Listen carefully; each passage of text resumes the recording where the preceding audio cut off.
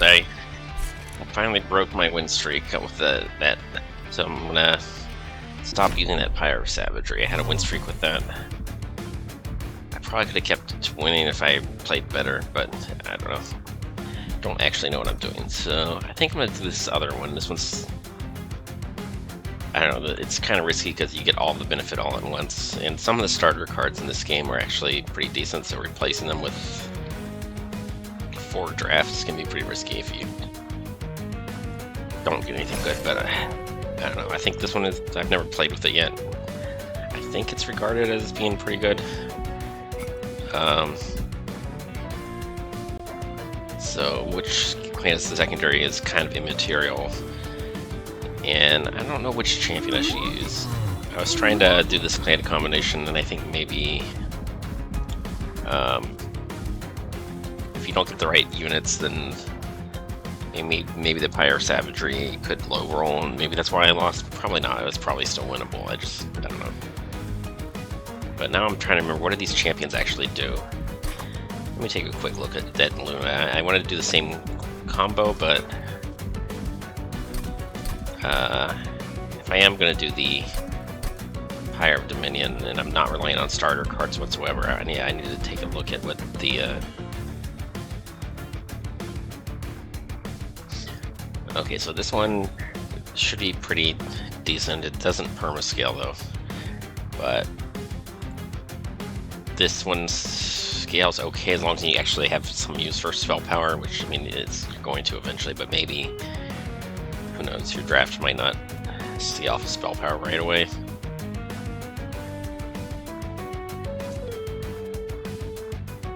But that one's a moon cycle, so you're guaranteed to get this at least once a turn, but, you know, this is a lot better if you get some kind of phase right away, which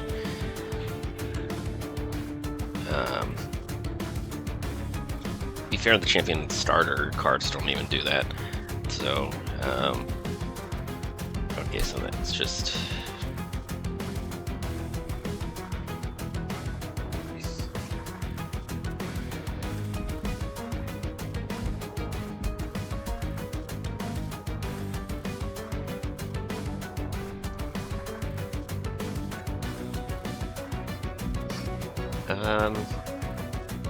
I don't know, I guess Arduhn is fine.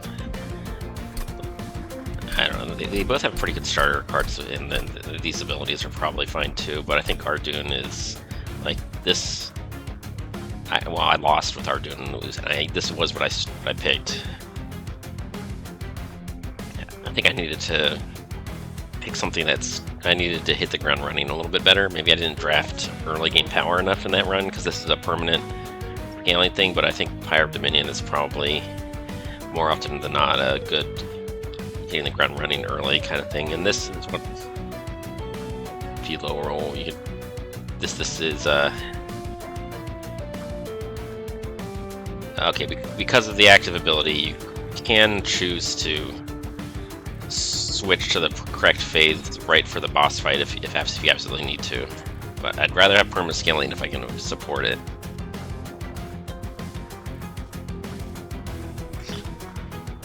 This is sort of fine, but I'd rather, I don't know. I'm kind of a sucker for the permanent scaling if I can make it work.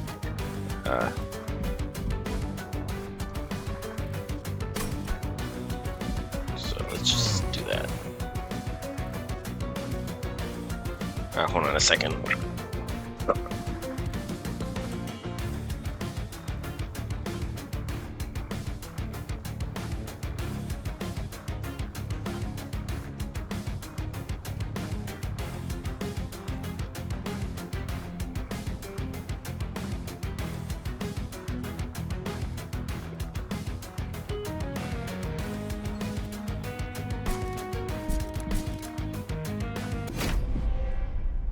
Like, we see something decent, and I'm actually aware enough to actually make good decisions. Let's find out. Okay. Okay, I definitely am hoping to get some moon cycle. Like, holy crap.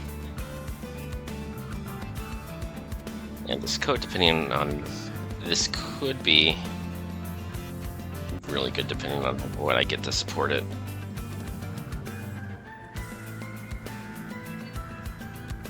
But yeah, I'm really hoping to get some moon cycle, I guess.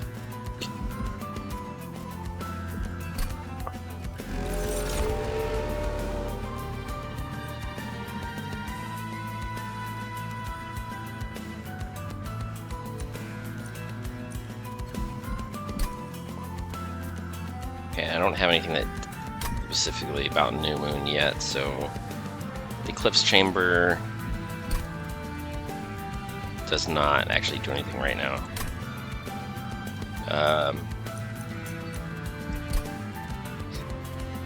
I guess that one wants to go with the astrologer. I think last time I drafted this one was kind of early, but I didn't have enough floor space for it, and to also have a tank, because something has to block.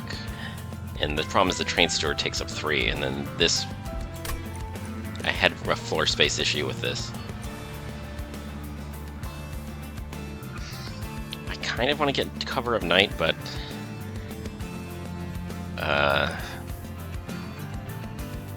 oh man. If I could put 2 moon callers on the same floor as the astrologer, I don't know, I would need like a large stone or something. I think that might be risky. I don't know if I can actually make this work. This is kind of guaranteed value. This is kind of the dream here. I really want this to work, but I'm not convinced that it necessarily will. And I don't know if this actually triggers... If you're already in new moon, does this still count as phasing a single time? Like, does this count as a moon cycle even if it doesn't actually change the moon phase? That's something I guess I'll probably find out if I watch very closely. And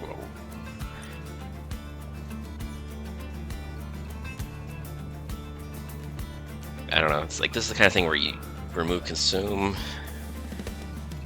and then it'd be nice to double stack it. There's like, it's hard to actually get lots and lots of stacks of stealth. The trouble is this: if you remove consume and then make it hold over, you still aren't going positive. You're always constantly just having the 1 stack.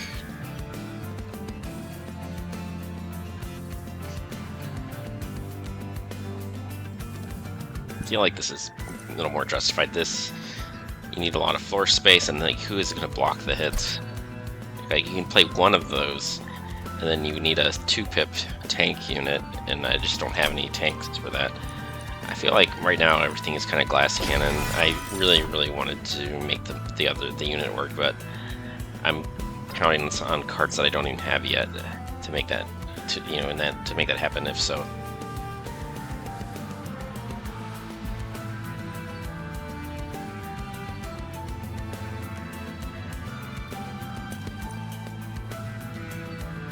This solves some problems, knife to the back line or whatever. Don't know if I'm really doing a spawn build necessarily.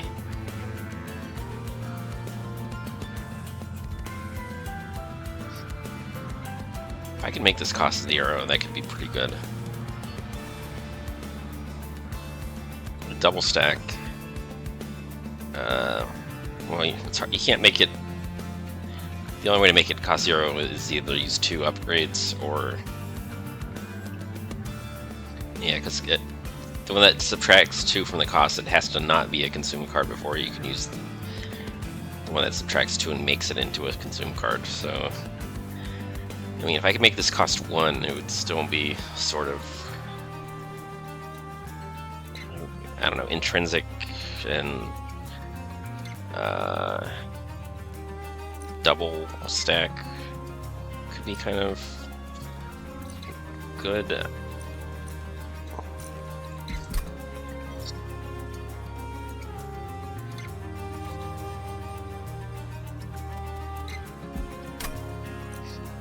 I've got 2 loam coats and I'm not sure who gets them.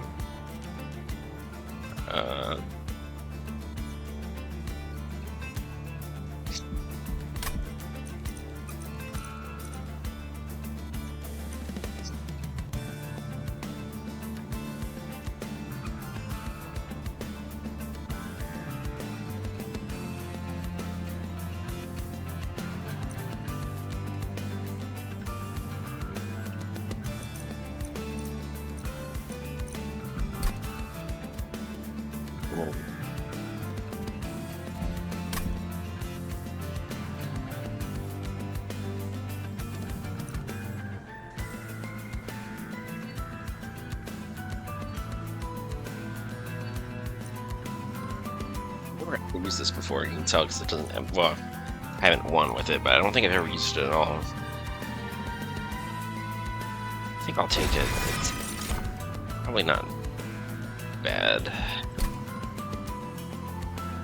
Okay, so this I can make it new moon whenever I want, which is kind of good. This is if I had Pyre of Savagery, but I mean, the only reason I'm being offered this at all is because of Pyre of Dominion anyway. I guess with the spell that I just drafted, this makes sense.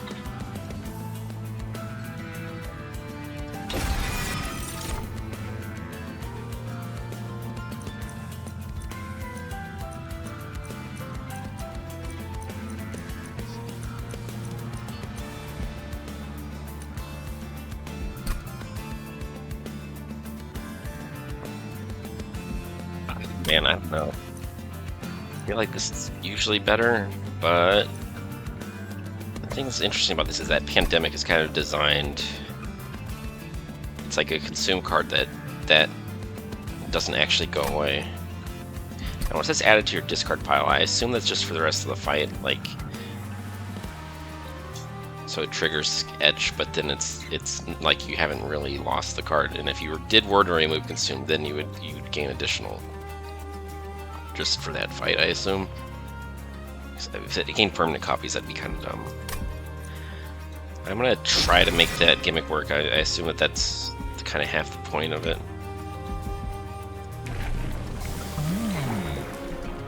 So no perma scaling here, and they don't give me.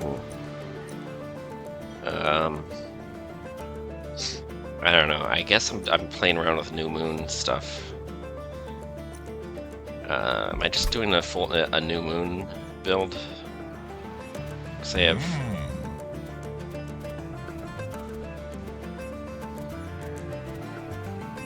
Like it, which makes Starstruck a little weird.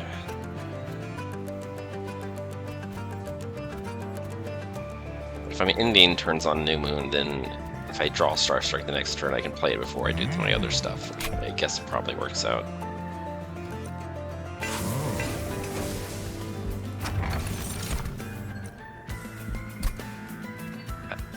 I'm not sure how is my champion actually going to be able to tank the damage. I took this relic during the run that I lost. Not sure if I should try to make it work or not. It's just, is the Moral Mistress carrying, or is the Shade Guard carrying, or is it like a legitimate strategy involving two different types of units doing their things? Well, these can't go on the same floor, so maybe I have the same floor in two different places, which is very bizarre. And then the Astrologer, like, who even knows? Does he just go behind Arduhn? That's... I don't know, everything's made up and the points don't matter. It's like, what's even going on here? Is the champion actually tanking, or I think I might be trying to do decay things a little bit. I don't know.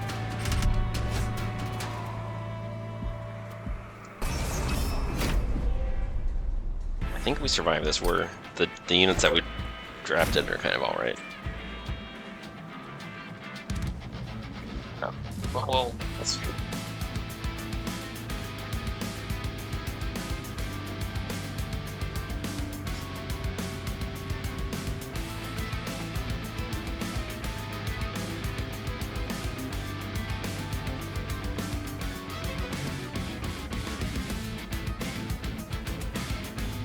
Somebody across the street slammed a car door because they just got home or something. It's probably usually the kind of thing that makes our dog bark. Yes, how am I doing this? I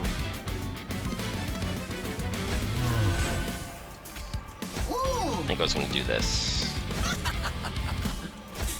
Because the alternative was I only play 2 of the Shade Guards, the 4 energy, which this makes a lot more sense, I think.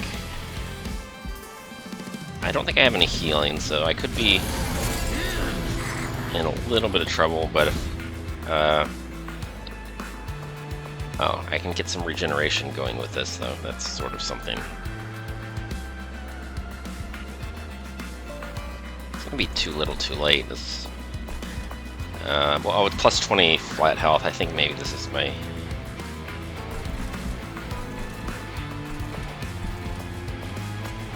Unfortunately, I cannot play the Pandemic this turn. Like, do I just prevent Pyre damage here? I think maybe. Maybe I'll do that. And... I want to end... Yeah, this is the end on New Moon for the first turn. So, yeah, why not? Oh, I have that stealth spell, so... Yeah, this... Now I have to... If I have the Loam Coat, if I double stack the stealth spell, then that unit gets kind of permanent stealth. Or if I draw them both on the same turn like I just did, which is pretty amazing. I guess I could take the 3 Pyre damage.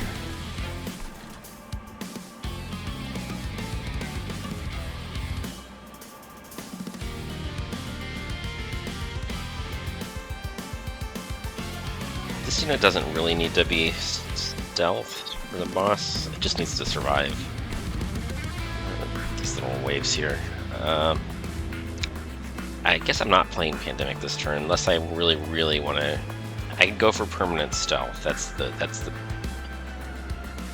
I can go for permanent stealth, or I can actually play Pandemic. I think permanent stealth is just. The thing about playing Pandemic is I get to kill the imp.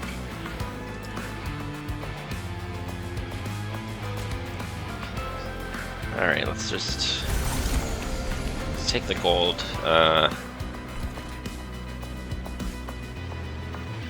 This is probably better than getting rid of the curse. I mean, scaling this dude one more time.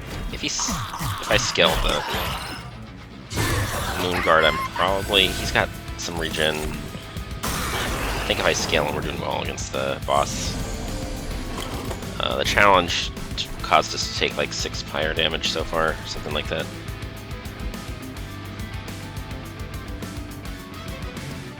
I think this is reasonable.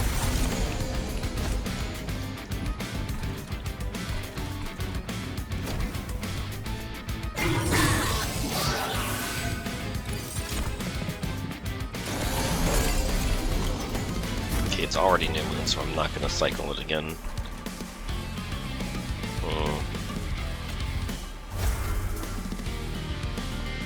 What am I doing here? I could play the coat on somebody. It doesn't...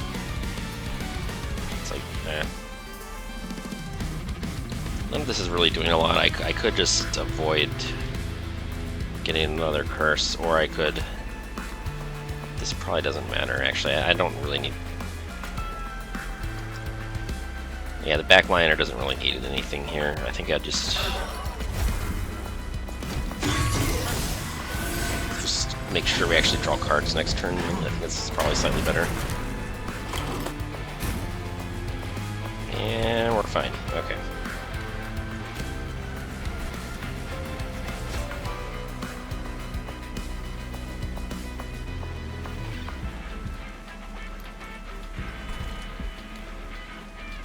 Oh, I had an experiment I wanted to run. Does this... It does count. It is going to phase again because I see the number.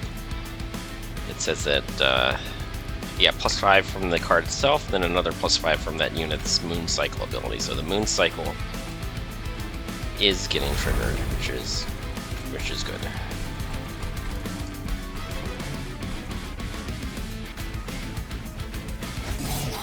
All right.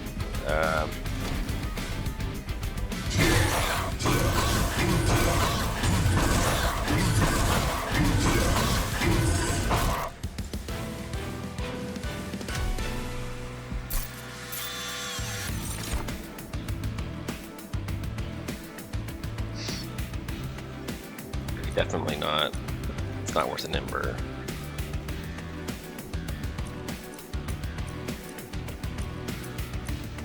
I I have a lot of ways to get into New Moon, so using this against enemies to descend them is quite likely on the table, or even overstacking a floor is possible, maybe.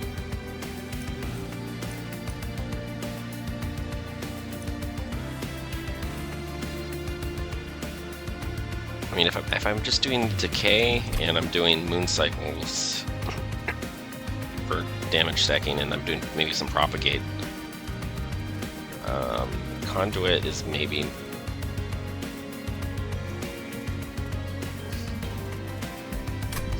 Maybe conduit is not even a mechanic that I'm relying on here.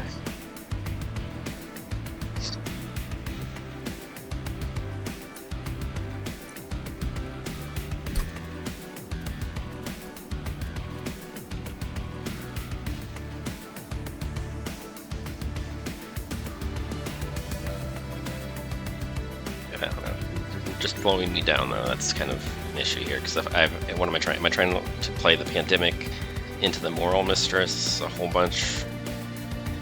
I don't know if Etch works with Spell Chain, because the bonus copy might just have Purge, but then when it says add a copy, does the ephemeral one add an ephemeral copy to your discard pile, or does it add another copy of the original? Like, I don't know how Spell Chain works with this. I'm willing to experiment, I guess, as long as I can make it at least cost only one first. I guess I'll find out later, but it's a lot of nonsense just to ask how important is Pandemic in my deck is really the question before I water it down any further.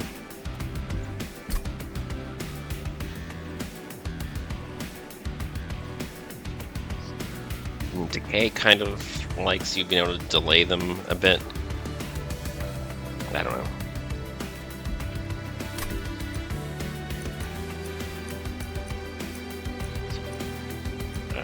Take it. I'm not sure I need rot if I'm doing Pandemic things. It's twice as much rot, or it's twice as much decay. Proliferate is decent. I'm not sure I love it enough to actually pick up the Ember.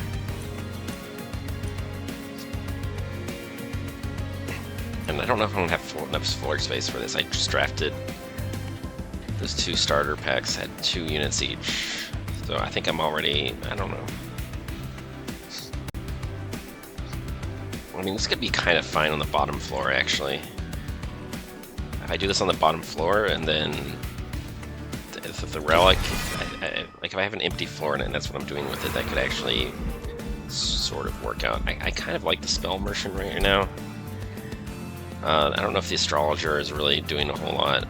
The Shade Guard might actually be better than the Astrologer.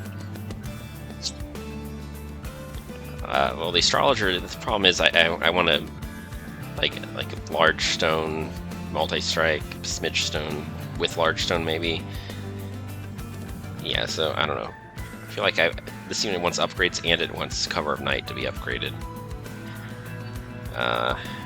If I can get holdover on. I had to remove Consume first, so.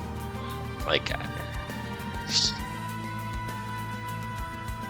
this card. The thing is, this card, it makes copies of itself, so it wants to be a consume card that I play multiple times. So the consume remove doesn't go here, but Spell Chain might be good for that one. I think I really like the Merchant of Magic right now, potentially. So Scout the Store, Spell Chain, and double stack. So okay, and then.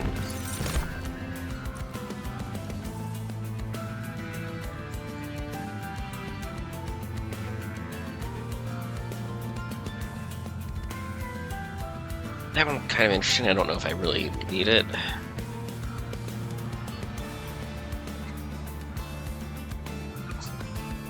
I mean, this just sits on the top floor.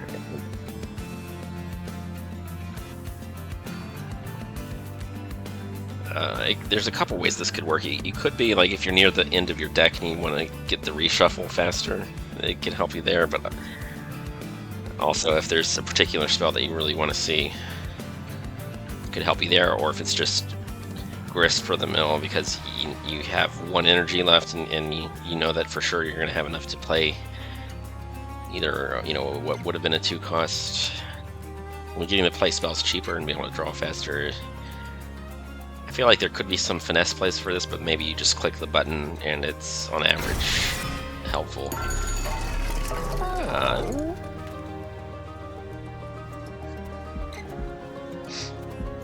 I can actually afford 2 of these, yeah. I cannot afford all. I kind of want all 3 of these. So re-rolling is probably not worth it because I've got 2 pretty takeable. The trouble is if I do double stack and spell chain, just these 2 really want to go together right now. I mean, double stack is no joke. I don't know, it's because this is a common one, and I know that I should be able to do it later. I kind of want to just take these 2, even though I really want these 2 together. I'm like, if there's some event that might give me free gold that I'm forgetting about, because I'm really just like in denial here that it's like I'm just trying to magic another 10 gold out of the ether, but it's just not happening.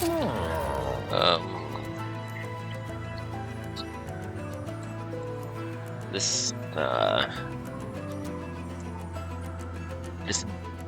double stack means that the unit with the loam code becomes perma-stealthed, which might actually be bad, actually, because then the backliner is just totally in trouble at that point. So maybe I'm actually talking myself out of that. I'm not sure here. I mean, if I wanted to have a floor where... What am I doing? I don't want to perma-stealth the tank. I guess I want the frontliner to actually survive. So I want everyone to benefit from this equally. So letting this stack with the loom code is maybe sketchy. They're a pretty good double stack too, but I think spell chain and costing 1 is a little more tempting here.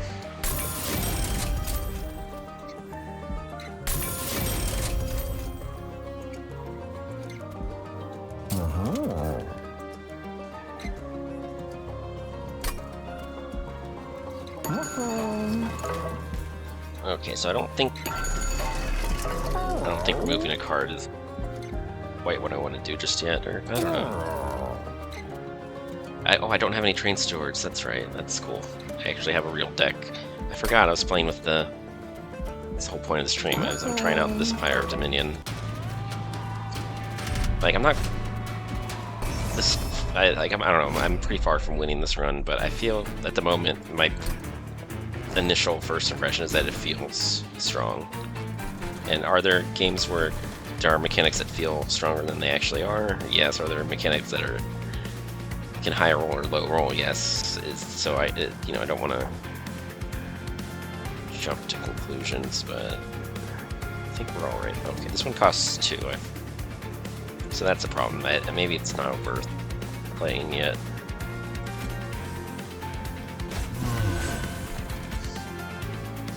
And do I want to do bottom floor? I think I want to do bottom floor. The only reason I did middle floor last time was because it was wanted to get a jump start on the, what's it called? The one where you get some extra enemies. I'm just blanking out on that pretty hard. I think we can do a moral mistress here, and then maybe we just run it back. We don't. I think, yeah, just get that astrologer running. I think we'd do it like that.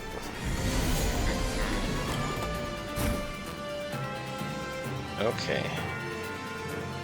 Already we're seeing something.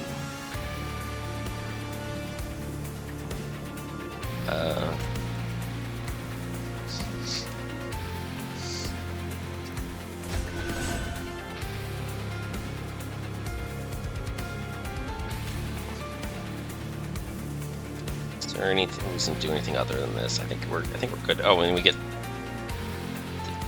to apply decay immediately. Okay.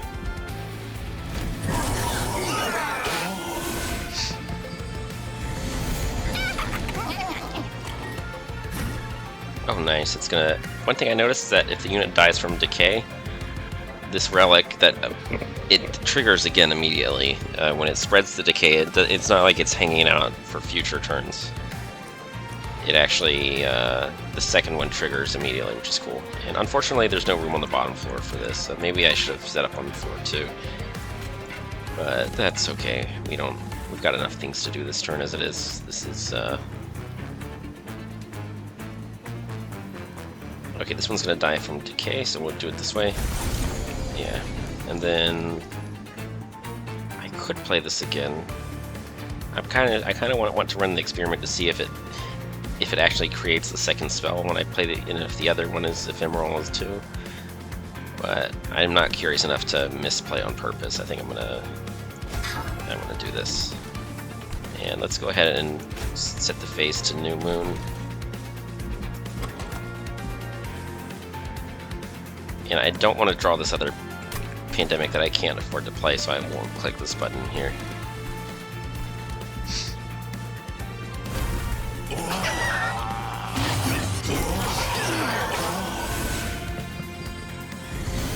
Yeah, that relic. It's a lot. I think this is stronger than this equivalent Slay the Spire relic. It has to. The what is it called? The specimen in Slay the Spire. It has a similar effect, and it only transfers it to a single enemy. I don't know if it's. I'm gonna have to look at it more closely, but I don't know if it gives the full amount to every single one or if it's divided by the number of enemies. But the fact that it triggers the damage immediately and could potentially do chain reactions makes this actually pretty good. It works a lot faster than it does in Slay the Spire. The question is it worth taking 1 Pyre damage to be able to play this spell right now? I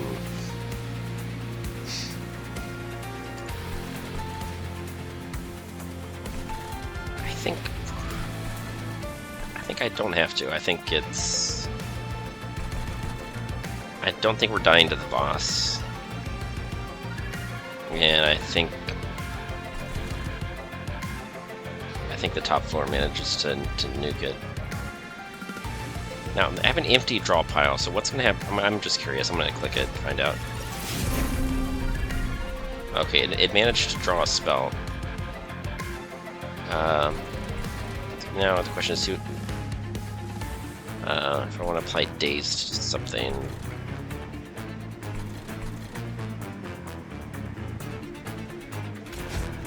Just play those shards. I mean, I could even Daze this one so it doesn't attack, and then I can actually... That unit is technically staying alive if I need it for something later. I probably don't need it. I think we're already... Not quite, but we're basically almost... Okay, I'm not going to get to run the experiment because I wanted to play the ethereal copy, but I haven't had a chance to do so yet.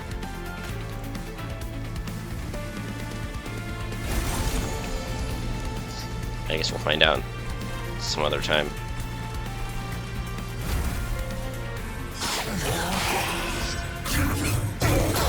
I kind of want to put this on the middle floor so I can play the mushroom cap on the bottom, but the problem is its haste exists as hasted units might spawn. I don't have like a big spreadsheet, so there's never going to be a time where I know for sure that I'm not getting haste. Don't think I need this, especially not with the calcified ember. Is this okay? This is kind of like that. You only get to do it every 2 turns, and the other one you also get conduit from it. It's like the priestess we have at home is what I like to call this. I'm already starting around the floor space. I mean, I could just take a yellow boss relic at some point. I don't know, am I just going all in on the decay stuff? I mean, the decay seems to be carrying pretty hard.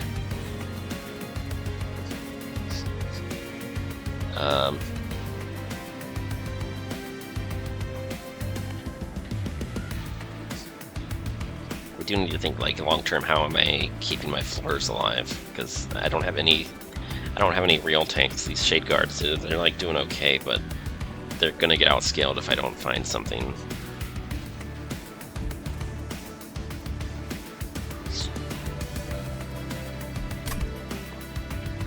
So, I mean, I don't know, this is gonna... I don't know. Drafting too many cards might be dangerous here.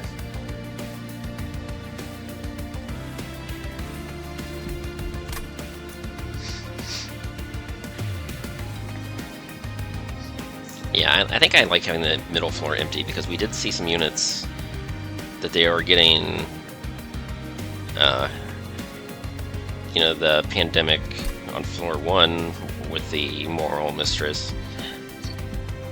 And then sometimes they passively die on floor 2.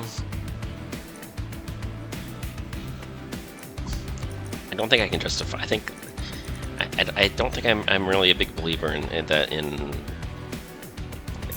moon phasing with the way this run is going so far.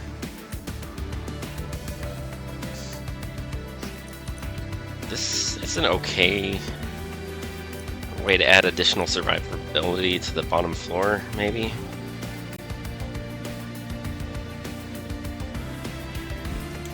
Let's see how much. These only cost 1, so I'm trying to think. If I want to go super hard on the bottom floor, I can already afford to do that without any additional energy. Because the thing is, if I'm spawning bonus units and I'm overfilling my floor, that means I can't add any more units later, and I need to play it during the deployment phase. Right now, this is just floor survivability. It's not amazing, but I don't have any room cards yet. And this path doesn't really look that great. I think the right path looks better, so I guess this is probably takeable. I don't really love the Ember, though.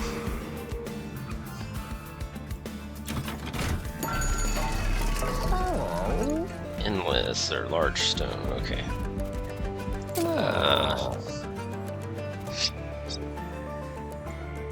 This could be kind of funny, but I don't know if it's actually good. Like suddenly the bottom floor plan is sort of... It's I don't know. I don't think I really want to do that, though. And then large stone... My floor is big enough that I... Oh no, it's not big enough not to do that. Or this.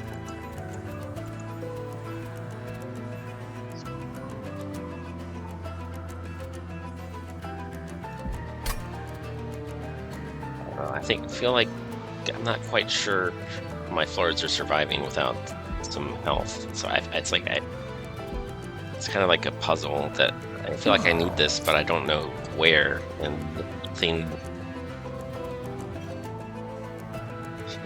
this actually looks all that great. I think.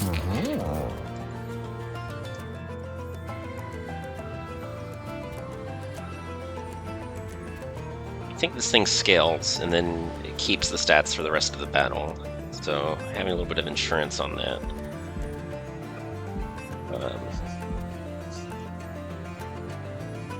I don't know, it's just kind of paranoid.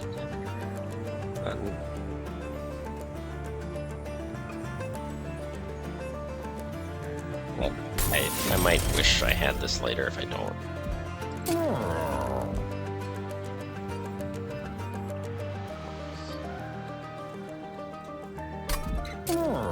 I just don't know how to get away with this large stone unless I do something really...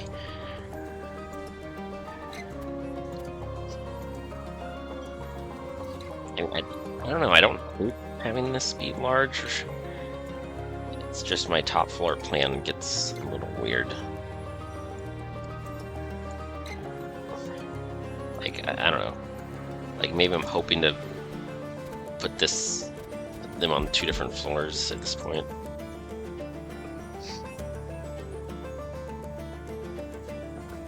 I don't know, I think my champion is not really a tank right now.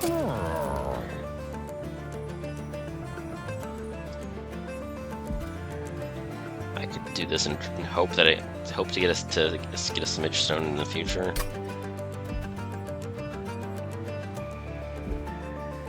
Or I could roll right now and take like.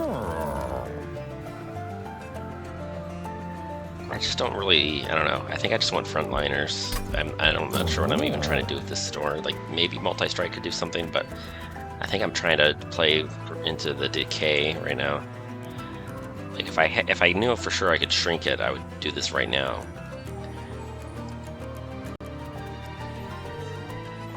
But I think maybe, no, that was a little weird. Oh, I should have done this before I committed to anything. Okay, that's probably the unit that should have been endless. Maybe next time. It's not the end. That unit is still okay. It still might get upgraded. I definitely didn't play this right though.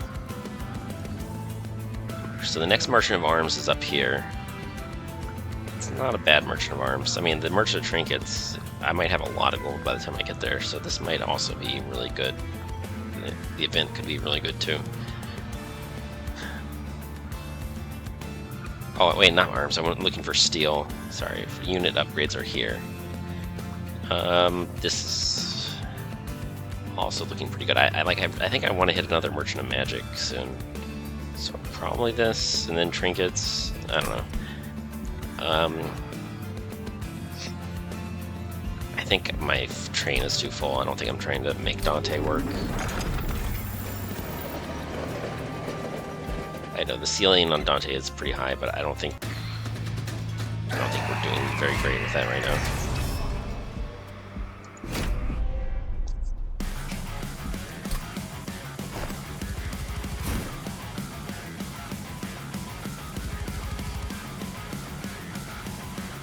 Okay, we're doing this. Middle floor? It's not the knockback, so it's not gonna mess me up, right? Okay, I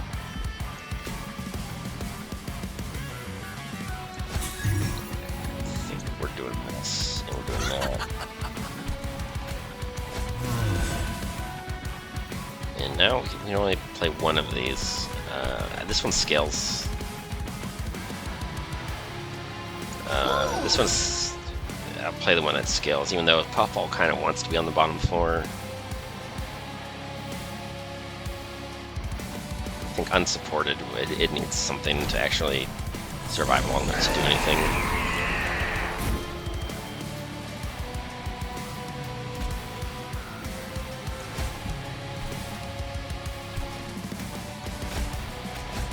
We just do these two, and then...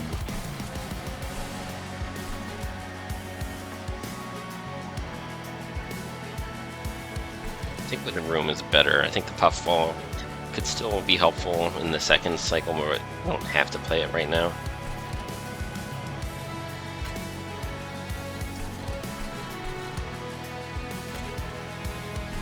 Well, this unit has Endless, so I think if we just let Endless take care of this, maybe we can even do this on the top floor. I don't know. Like, some things are going to die on the top floor because the decay with the decay relic, the World Ending Strain, could kind of do cool stuff. I kind of want to play the Calcified Ember, but I think Loam Code is kind of good here. And I think I really want to be able to play this turn. It's going to do some really good stuff.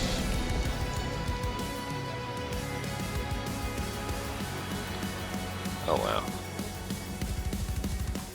That's taking a lot of damage, so I think it's like...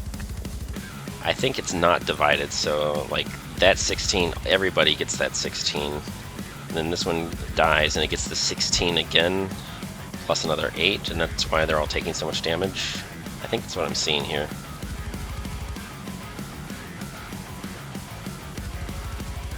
I'm not sure why these are already decaying though. That's... oh, this one. Okay. Unit ability and then the spell. Yeah. But this is going to gain another 16 on top of the 8, so it gains another 16, so I think this actually has 24. So then this one's going to gain 16, and then it's going to gain 24, and it already has 8. Like, the math is like, that number is even bigger than I thought it was. 16 is 48. 48 plus 8.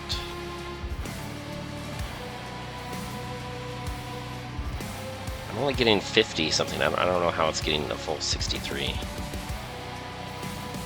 That's this plus this. Well, this one gets added twice, I guess. Okay, so plus 32. So it's adding this twice. So it's plus 32, and then it's adding this another 8.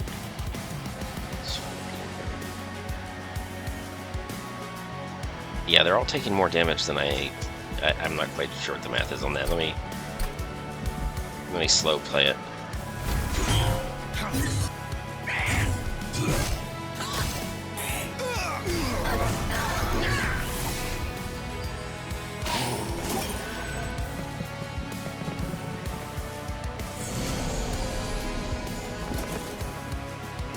It only has 20 oh, okay, it wasn't... Oh, that's right. Decay does 3 damage per stack. But it didn't work the way that I thought it does. It did.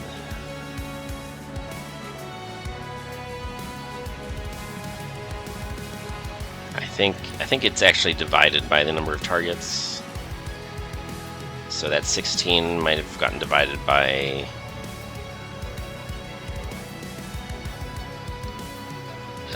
by 4, or divided by 3 before it was applied, and then, but then all that was added on and then divided by 2. So now that's why they have an equal amount, but it's only 20, not 40. Okay, so no floor space. I guess I'm probably taking capacity upgrade soon, maybe. And I'm in the wrong moon phase. I can try to save some health here, but I'm not sure I really care. Well, if I'm gonna save health, I should do it this way. Oh, but then I'm still taking... This is how I'm actually taking damage. Gains rage. Okay, so I want them to attack first, and then, because if he gains rage now, then that's just stupid. Right? I don't want to just leave that alone. But on this floor, what am I doing? I think I'm just gonna do this. I'm gonna do it here. Okay, let's speed it up. Okay, and then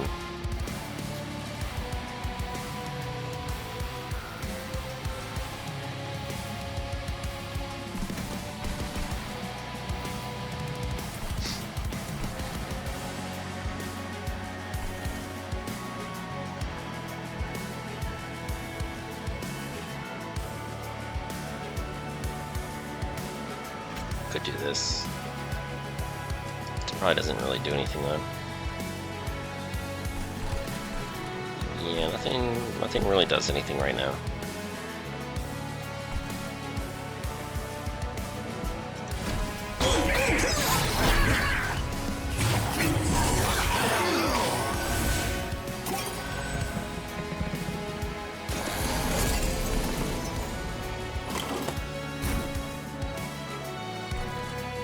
So I could do this, not sure I need to.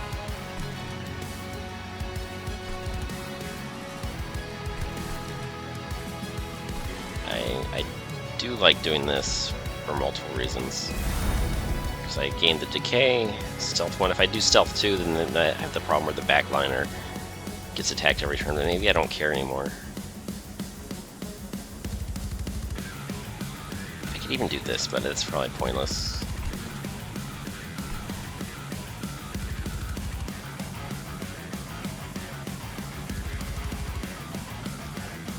If I double play this,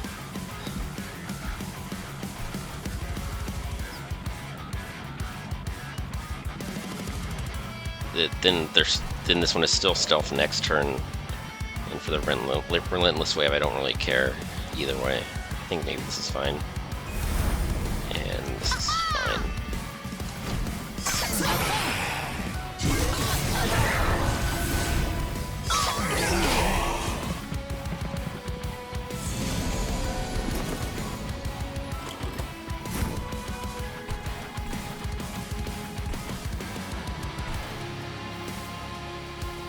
That unit's dead, unless I do something about it. Maybe I don't care, I'm not sure. I could descend this unit if I shift the phase. So let's do that. This floor is stealthed. I could cast Pandemic once or twice. Which I guess I might as well.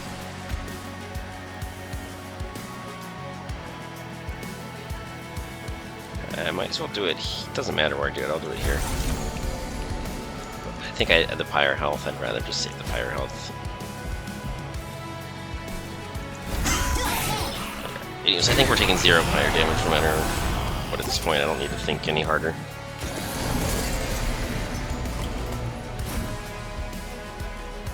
I think I can take 1 Pyre damage to get rid of a calcified ember, and that's no problem.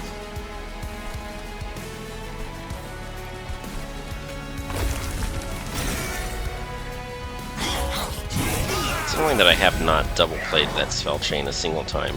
Just, I don't know, maybe I just need more ember more than anything else, but I don't know.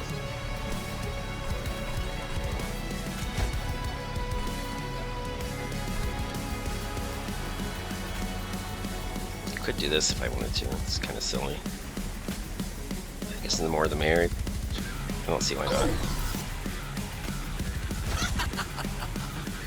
Like, none of that really matters, but sure.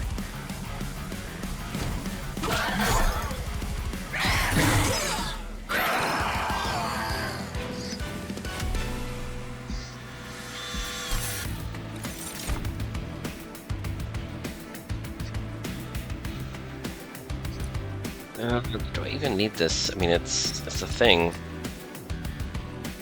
Does it propagate? I think it does. I think it's a yellow number. I don't know.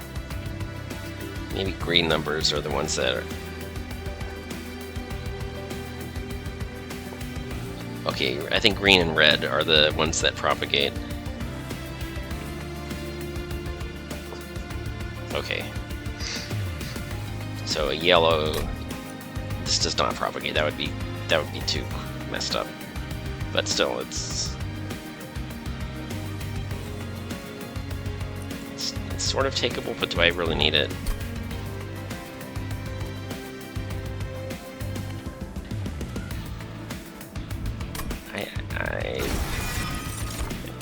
I think we take it here.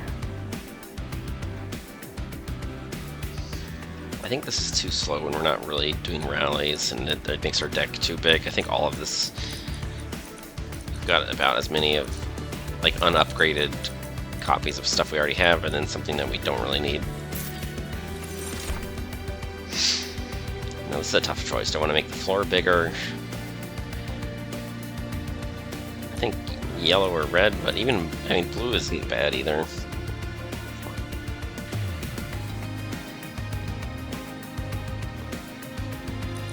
I think the strategy could go a lot harder if I could actually... Like, I don't think I'm trying to use gravity to overstack the floor. I think that's too slow.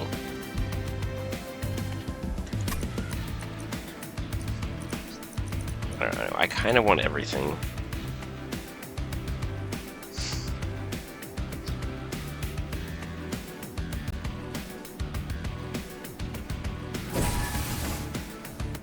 I don't know, yellow feels maybe slightly wrong, but it also feels pretty good right now. I'm not sure what I'm supposed to think here.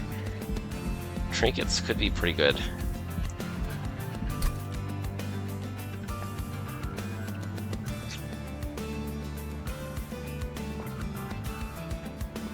I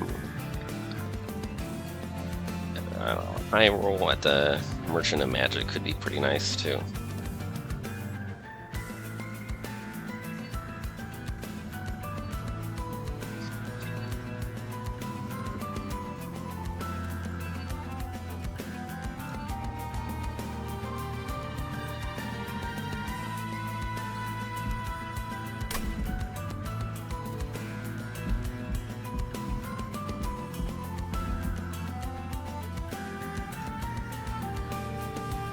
earning high rolls for the equipment, or they're earning high rolls for the event. Well, it would, like, duplication event on the pandemic would be a lot better if I had energy, but I don't. I did not get any extra energy there. So I don't even know if that duplication would actually be a good one to have. I'm not sure what events I'm actually hoping to find.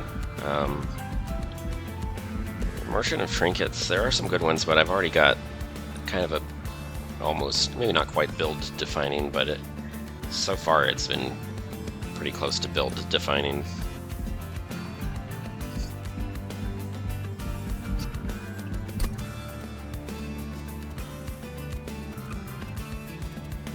Well, if I remove Consume, do I want the Ritual Tome or do I want the Cover of Night? Am I hoping to... If I remove Consume and get Holdover, it's definitely this one, because I don't think I'm going to hold over a 2 cost. I think that just... well, it didn't happen. I got Spell Chain and -1 cost again. I can...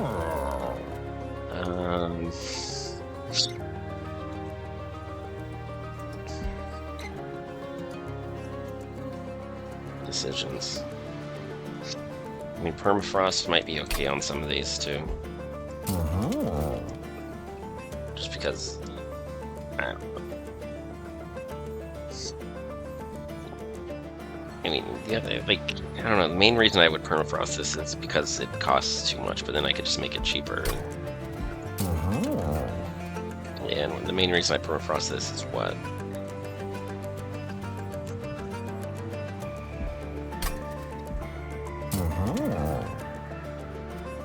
I don't know, like Spell Chain, another Spell Chain on this one.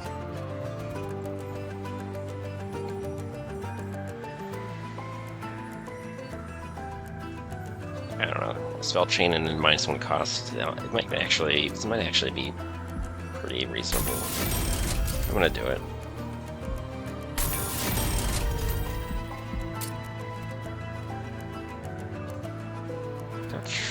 On the Permafrost, I'm not sure. Is it even worth? Do I just save the gold?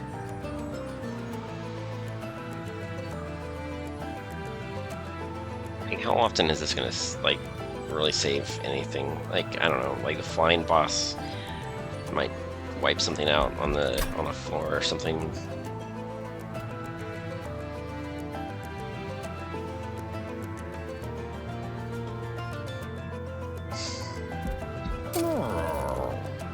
I don't know, I'm almost tempted to do this, but I don't know if I love it. I mean, like, if I get corruption damage from the Seraph, I do have one endless unit that can just be revived on demand.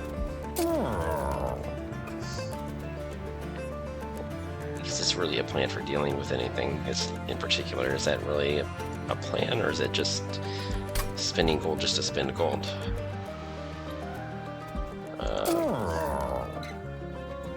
Card removes are not as good as they would normally be because no train stewards, and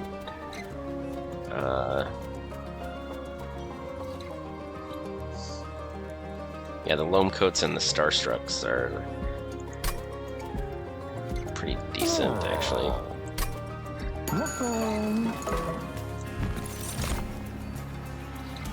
Oh, finally get offered a steward's quarters. Like, if you don't get this offered ring 1, then it's like, no, I'm not running a stupid train steward build. Just like, leave me alone. Stop trying to, don't make that a quest.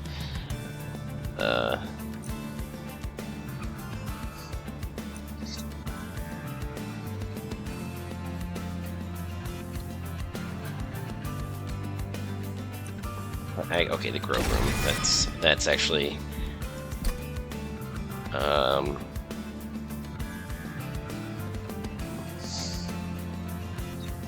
can actually perma-stealth an entire floor with that but then I have to double stack the Cover of Night or something, but I can't. I have to magically play both of them. I could,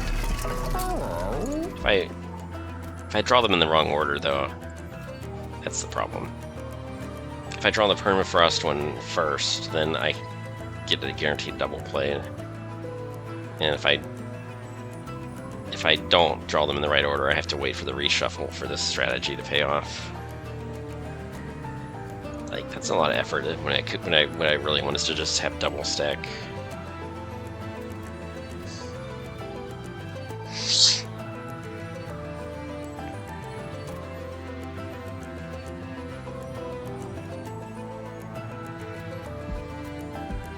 If I'm saving my gold, what am I saving it for? Merchant of Arms? No, Merchant of Trinkets, probably.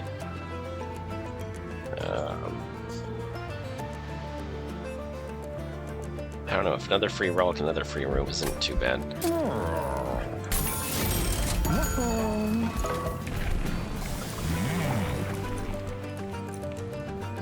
Okay, I think I'm not trying to permascale the champion. I think the champion missed his chance to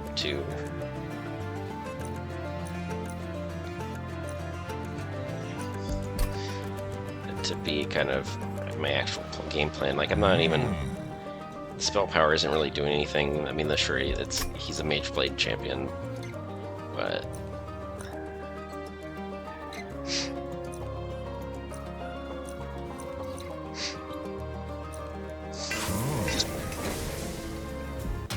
I think we've just completely given up on Conduit for now. Okay, Reanimate, I think this just makes my relic that much stronger. I think this actually helps me. Well, not really, because usually the frontliner's the last one to die, so, but it still should be alright.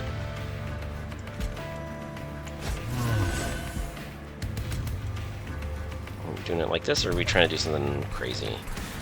Are we doing bottom floor? I think maybe we're doing bottom floor. And we're gonna do it like this.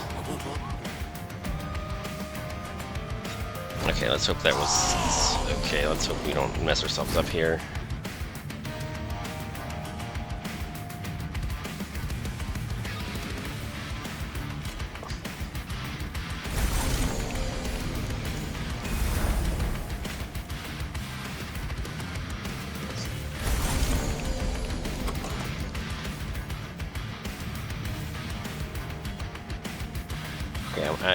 It did add an ephemeral copy to the discard pile when I played the ephemeral one, so it's pretty literal about that. When it says, now does it still know to purge itself at the end of the turn, even if it's in the discard pile instead of in my hand? I think probably, but let's see what happens.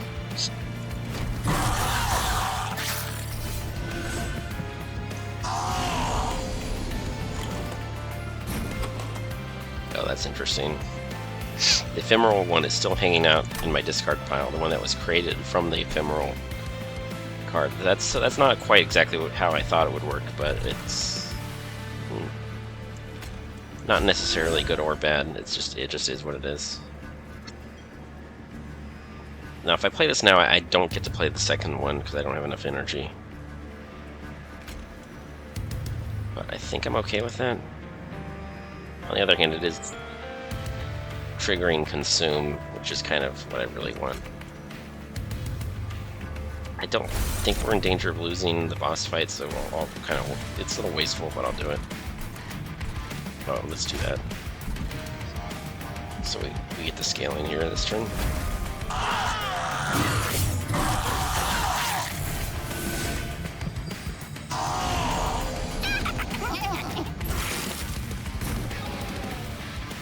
Okay, so this one, I don't even know what we do with that. I could play this. Is the coat doing anything? Play these three.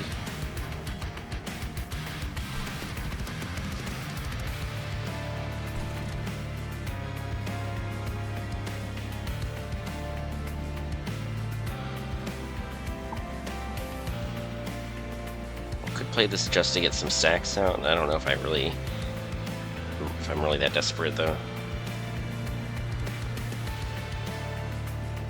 Yeah, there's a problem. I have too many cards and I haven't drawn enough of my actual what I want to draw yet. I think next turn, some of these units that are being annoying kind of are going to work out okay for me in the future. I have this problem, my mouse wheel is detecting spins when I'm not actually trying to spin it. It's a bit loose right now. It's annoying.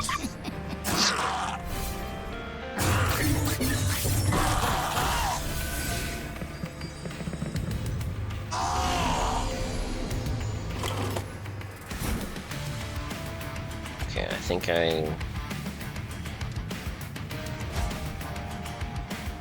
don't like that. Oh man. Middle floor just not having the best time ever.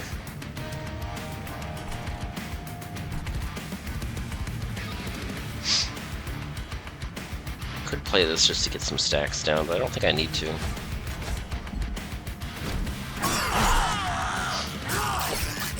I don't know, top floor is going to see a little bit of combat, but that will be the relentless wave, so if I can win outright, then that doesn't matter.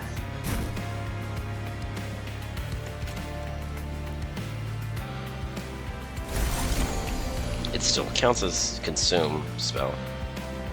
Even though it's ephemeral, it still counts. So that's something, I guess. Okay, the reanimate is a little bit annoying here. This one is actually gonna mess up my day a little bit. I think it dies once from the decay, and I can't. I don't even have enough damage. Even if I do this, I can't kill it outright.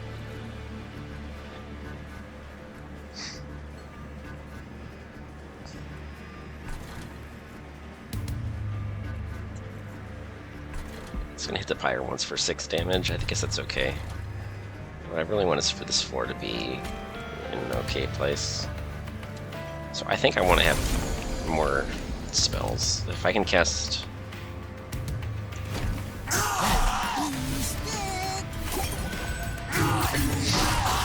don't know, if I draw some Pandemics next turn, I'm probably okay.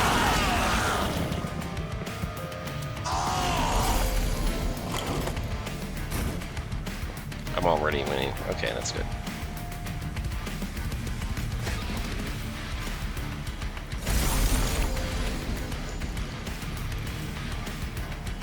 I could apply once. I could apply this stealth, or I could play this again. Oh no, I'm not winning. Sorry, this one was dying, but that's just the tank. That's not actually the boss. Okay, this is actually pretty bad.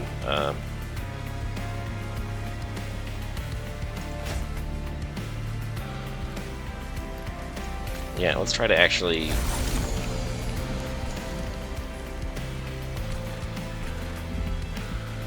that's another 6.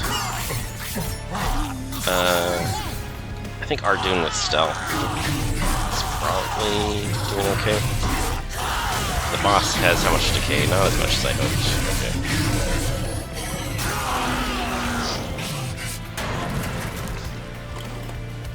This unit has endless, but it's not really doing it a whole lot. I mean, look.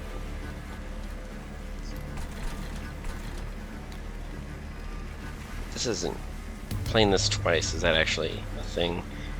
Or do I not really...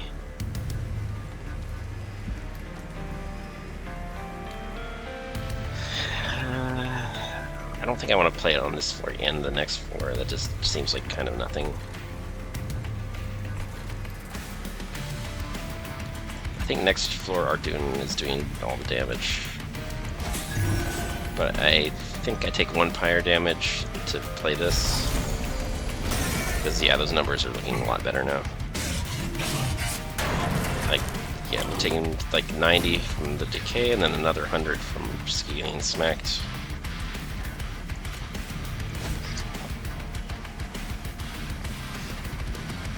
Yeah, this is okay, but it's not great.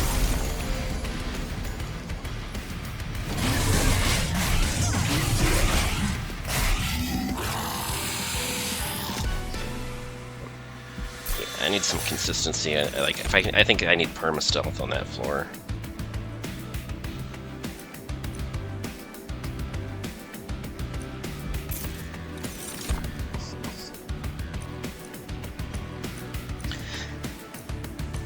I don't know. How good is this? It's probably not that great to have.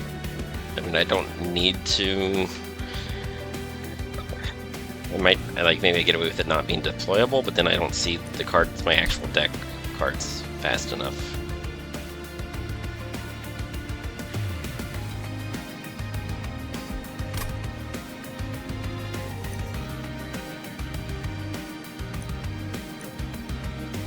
It's funny that I have Pandemic, which kind of indirectly scales this, but it's not really anything to write home about.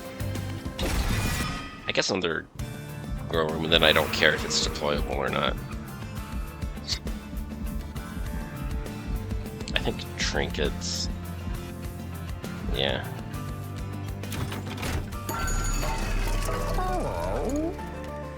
It's a little late for this one. I mean, it's still relevant, but this one is like just, I guess the ring 7 becomes, the 400 becomes like a 600, so this one pays for itself, and then a little bit more than that. So it's not too late, but it's like, it's kind of a luxury purchase after if I buy all the things that I actually want to buy. This I need one, I'm one card short.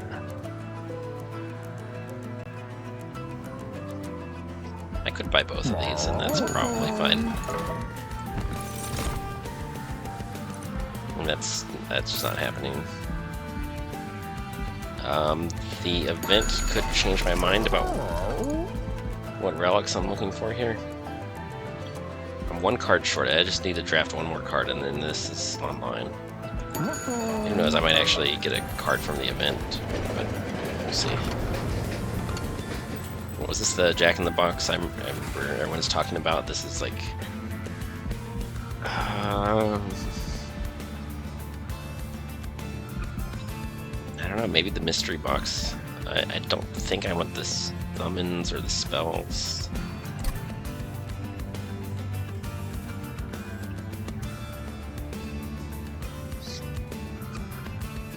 The trouble is I don't have garbage units that I want to put in that box, but I don't necessarily want to put my good units in a box either. Like maybe the Astrologer and the Scrivener, maybe.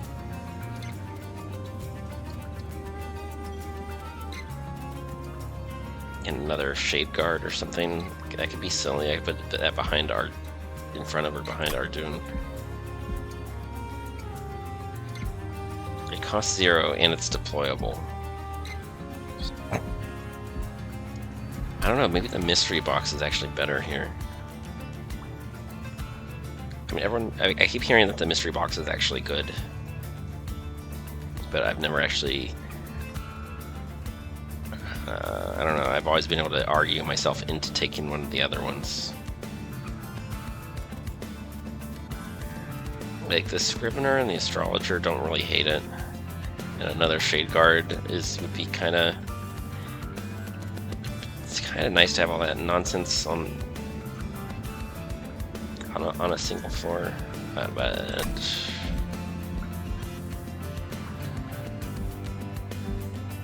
It definitely makes these things cheaper to play, and if they're not carrying, and if I can afford to wait a couple turns, it's kind of like this one costs 2, but I don't necessarily want to justify spending 2 on it.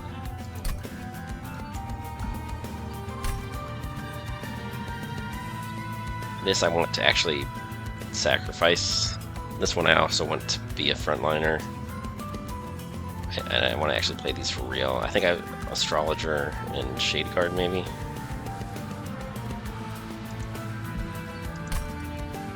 The problem is I want this to actually be a frontliner.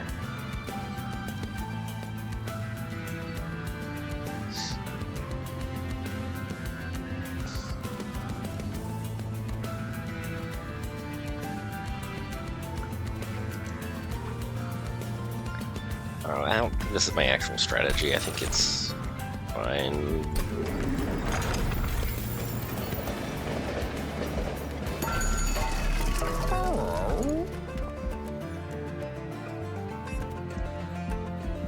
No, it's getting harder for this to actually do anything. Yeah. think your usual, yeah, you start with a lot more cards when you don't take Pyre of Dominion. So this one is, I want this to draw an extra card.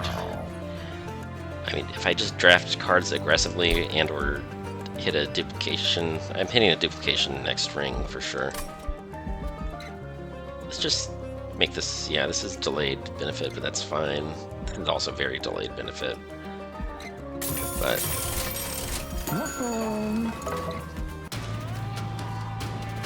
I don't know, I think it's kind of scary because right now we're getting some of our money back, but we're not actually getting any combat power right this second. I think the box is pretty reasonably good here, though.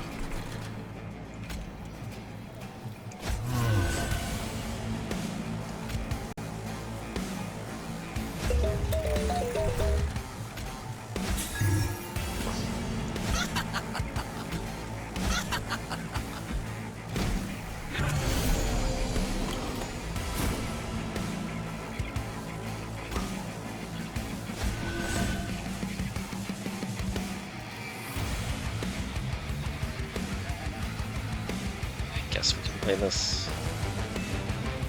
We could play, yeah. Let's do that. Oh, I forgot to trigger the ability, but it was okay. It was on the right phase already. That was good. Okay, that was fine. This is play this turn.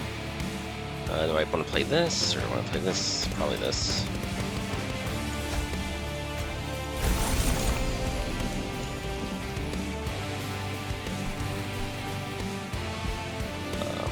Do that. I could do this. Maybe I'll do it next turn. What am I trying to draw? I would like it to cost 0, actually. I don't want it to cost 1. Because I want to just play this again, I think.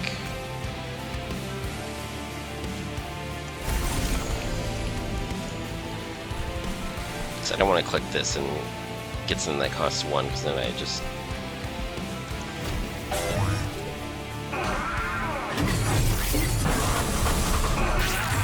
Okay, so the box, I'm learning about the box. It summons it immediately in front of the box, but not at the very front of the room. It only summons it right here, so...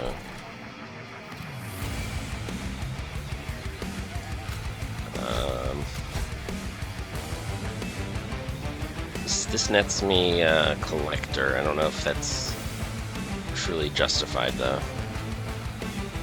I guess we'll do it. I want that Collector, and it does add more damage to the wave.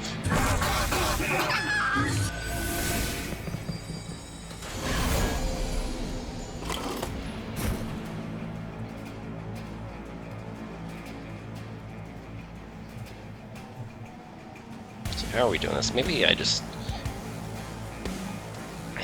I think this is the play. I really want to. I think last battle was too close with the boss. I want to actually keep this unit alive better.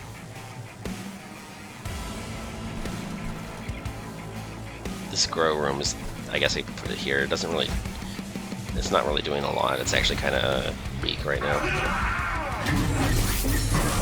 I think the second copy is more for consistency. I don't have to make it deployable. It's kind of the main thing. The way that it's going right now, anyway. Yeah, I guess we do this twice. Like, I mean, what else? Don't think... Oh, I should have... Oh, I'm already on New Moon. Okay, I used the ability this turn.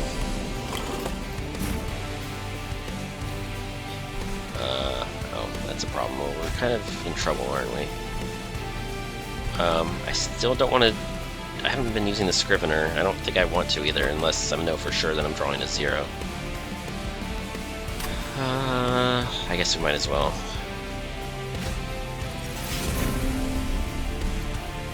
Oh, this doesn't do a whole lot, does it? Okay, so do I just play Pandemic a bunch? I think I do. We're not anywhere close to on track here. We did not...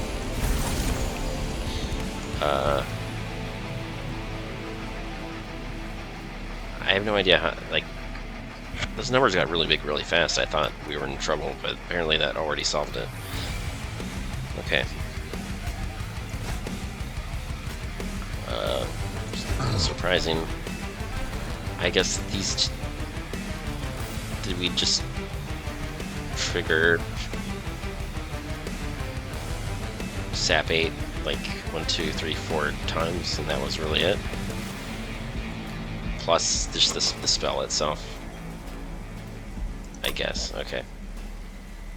So this one has 48, and this one's going to have 80 decay times 3 is 240 damage per turn. So I guess that's math.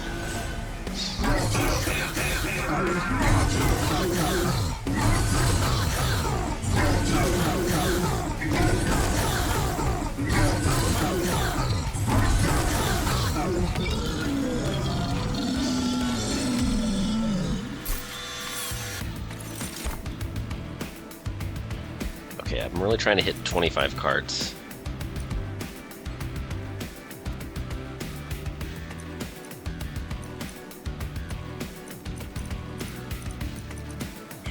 This isn't terrible, but it doesn't replace Grow Ruin in any way, shape, or form. It does count as drafting 2 cards for the purposes of this nonsense, but I don't think so. I think I want to draft 2 and then use the duplication vent in the next room, but none of this is actually all that great.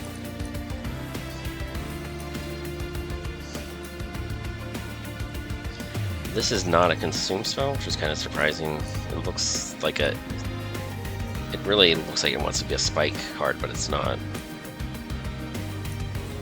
I mean, with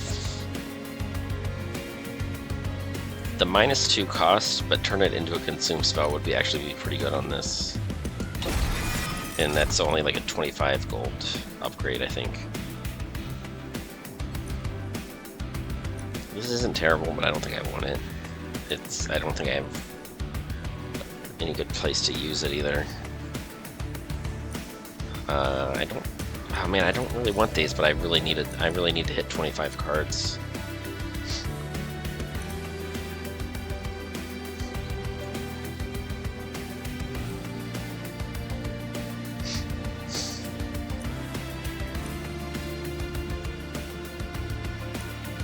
It's just painful. Like, I'm drafting a garbage card just to increase my draw by 1, but overall, that's like that's one bad turn. That's basically the one time that I draw the card that I don't need. It negates the bonus, but all the other turns, it's actually going positive, which is kind of weird. But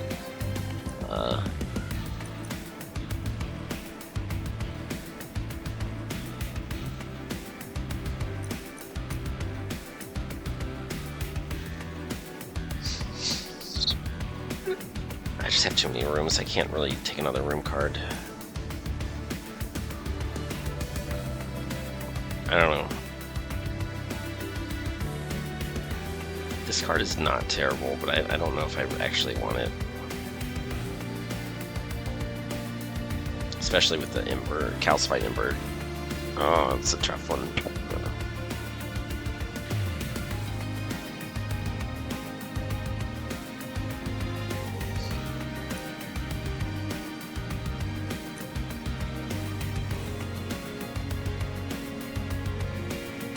This is only spawning 3. I don't know if I love it. It's just...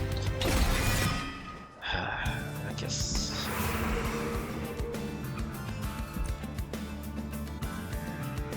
let's just do that. Merchant of Magic is sort of nice, but I think I already told myself I was going to duplicate.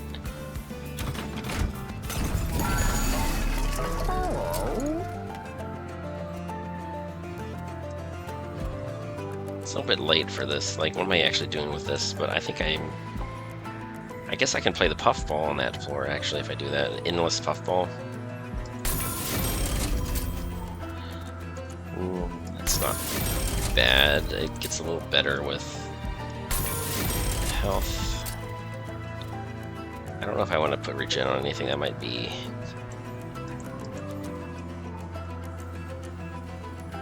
I don't know. I feel like as a luxury upgrade, that's sort of alright. I am going to put Propagate on that floor. I don't think I'm purging anything. I think I want... I'm not sure how this works. I don't know if consumed cards are subtracted from that total. Like, does it only count your permanent deck at the very start of the fight, or does it get updated throughout the fight for better and for worse, or what does it do? Not sure. If I re-roll, I'm not sure what I can afford, if anything, and then maybe I just used up all my slots. Anyway, I think I already did all the most impactful upgrades I'm going to get. I probably... I don't know, this unit just has no future unless I put Endless on it, so I kind of panicked there. The Hearthstone, maybe what I really wanted was Duality, but there's no point in re-rolling anymore, I don't think, unless I want to put Duality on... I mean, Duality would be pretty good on either one of these. I just... Hopefully it doesn't cost more than 100. I don't think it does. I think they all cost less than 100, but I can eat my words if I'm wrong. Okay. I mean, this would have actually been kind of fine too, but I guess we do that. The regen is kind of silly because how often does it actually survive long enough? But let's do that. Now I don't even know what to duplicate anymore. I have to duplicate something for sure. Like, this is reasonable. This is reasonable. Well, not my leading option. This is starting to look pretty good because it's a shrunken unit, but it costs 2 energy. This is starting to look pretty good.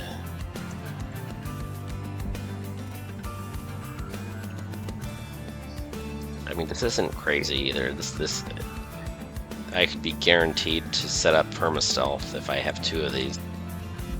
The question is, am I hitting a Merchant of Magic? It's a very late Merchant of Magic. This definitely is looking like 100% what I'm doing on the last floor.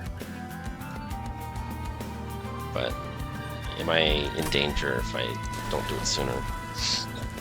Probably. I think this floor needs perma-stealth kind of badly.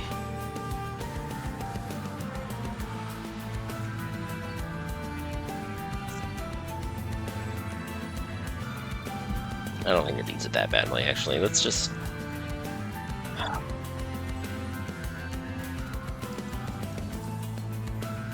This is a 1 cost, so having an extra...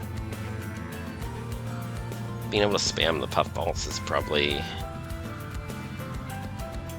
a little better for my sanity than having 2 copies of an endless 2 cost card. I don't know. I mean, having 2 copies if they don't die is probably fine, but this is sort of better, and then this is definitely kind of better when it just replaces the other one that I'm already playing.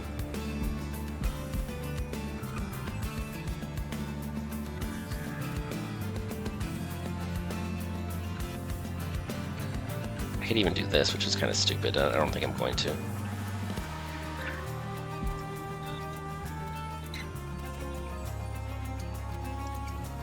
There's also an argument that this might be better. I think I get 1 more duplication right at the, yeah, like bam bam. I really want both of these right now, but I have to wait 2 more battles before I get to do that. So I think I've not seen Pandemic early and often enough. I think that's really my real problem. I think I duplicate this and then I come back to the Moral Mistress later. I'm not 100% sure that that was correct, but...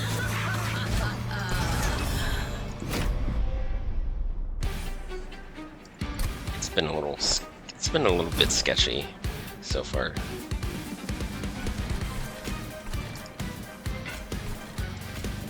Okay, I think we do like this.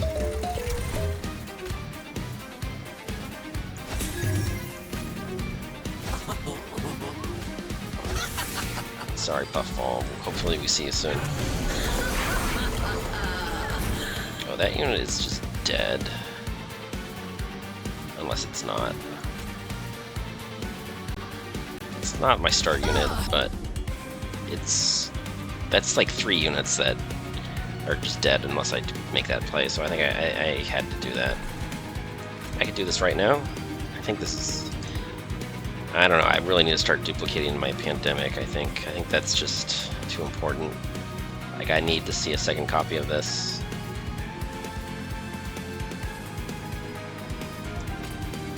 I mean, the unit does have endless, so if it dies before, and then I had to come back around later, I think we're okay.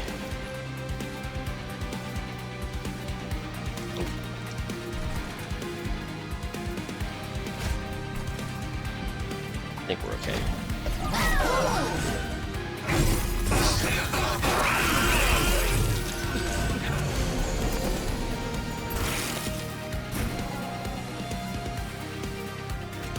Okay, that's important. Oh no, I drew this one already. Both of my grow rooms. It's kind of ridiculous.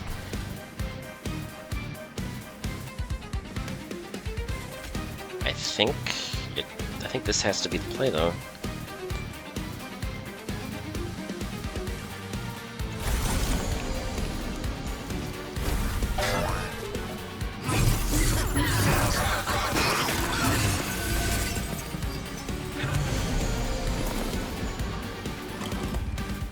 That was a dumb time to draw the grow room. Do I play this now?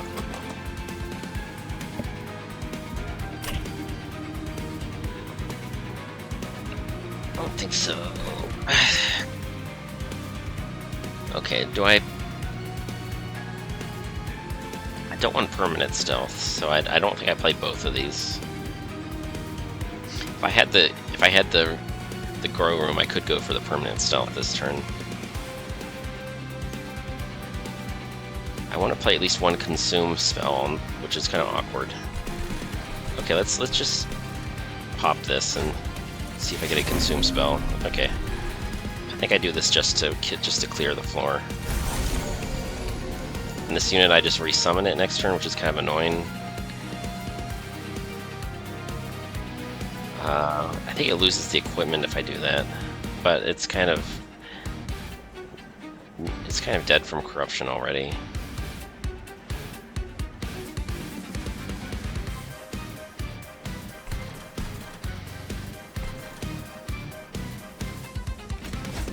I don't know. I'm not totally sure I did that right.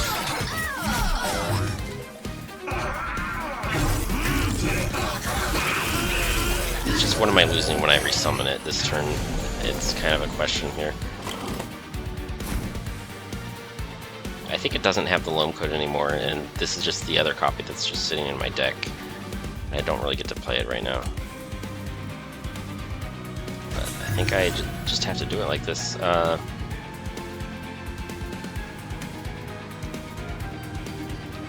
I don't know. I have 1 energy and a lot of things that I could do with it.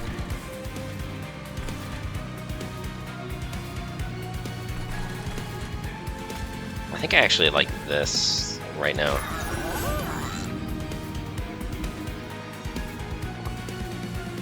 I don't know. I guess a consumed spell probably would actually have been better this turn, maybe.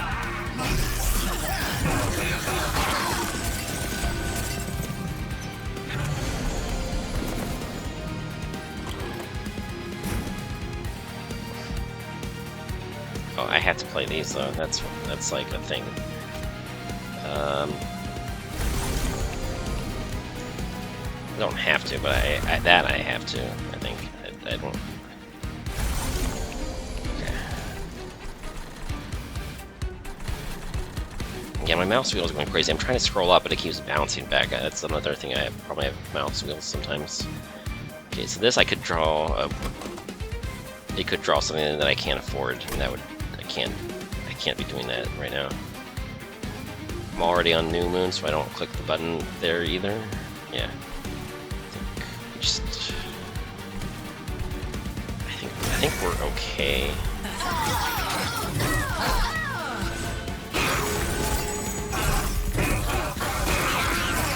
I don't know, this is a flying boss, so I could have had a lot of chances to stack things on it.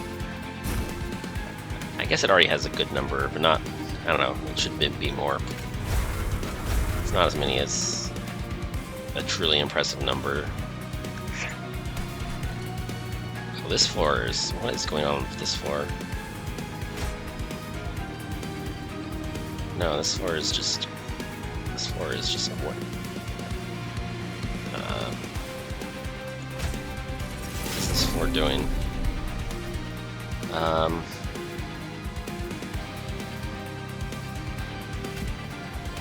No, let's just...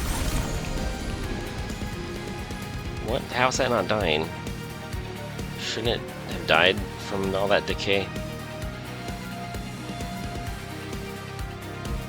I'm very confused. I guess I don't know what order things happen in the decay. Does it happen earlier or later than all the other whatever?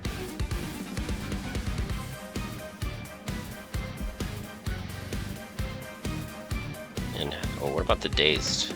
That's also a question. Does it stop it from being eaten? I didn't like that. That didn't look very good.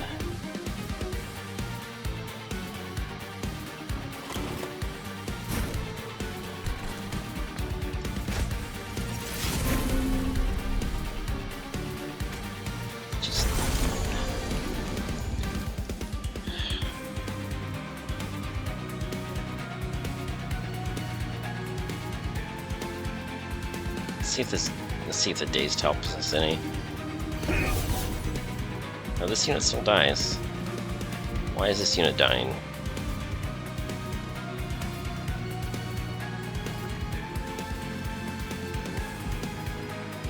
"18 spikes. Okay, that's kind of a lot.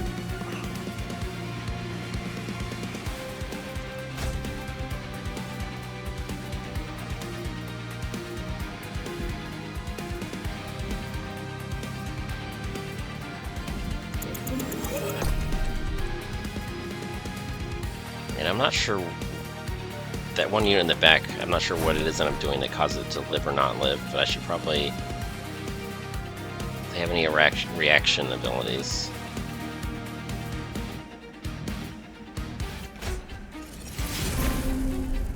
Like if this unit dies, I should just leave it alone.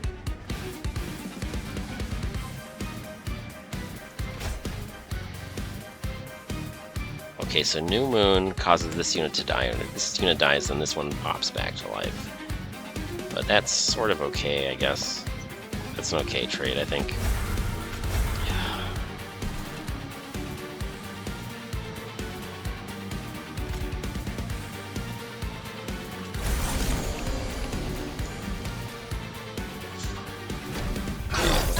I don't know, I didn't really want to take damage, but those units were kind of expendable.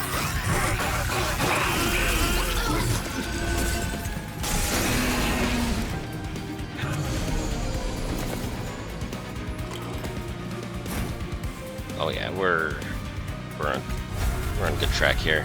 I could even just... Oh no, it won't fit. Okay. Well, what can I do instead? Anything?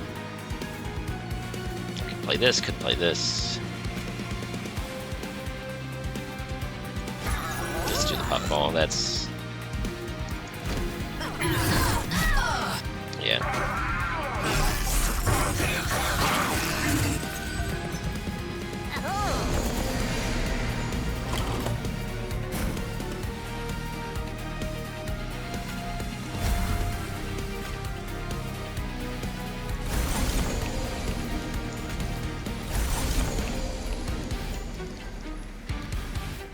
Now, I've noticed that when you play this, it still triggers. I wonder if it passively purging itself also triggers the etch. Let's find out. No, I don't think it does.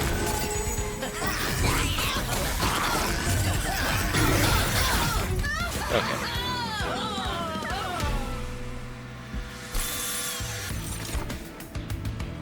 Another one of these. What did I do? The other one is, what, it's a 1-cost spell chain?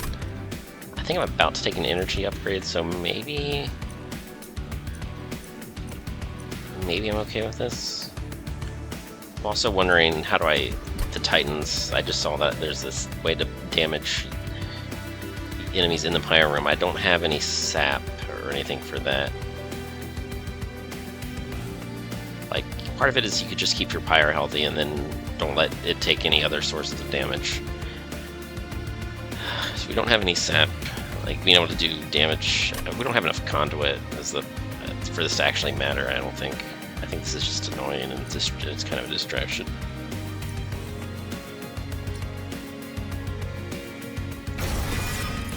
I think we take the energy upgrade, and the 2-cost tome is sometimes playable. Pretty often, I guess. I don't think I love these. I think the event puts it over the top here. The event is just a lot better than the Pyre remains, and everything else is kind of eh. The Merchant of Steel, it might be too late for the Merchant of Steel to do much, but this could be a duplication or something. Another dualism. I don't have to duplicate the Mistress if I can just make this one also have the same upgrade, which is sort of fine. I don't know if it's amazing, but it's sort of fine.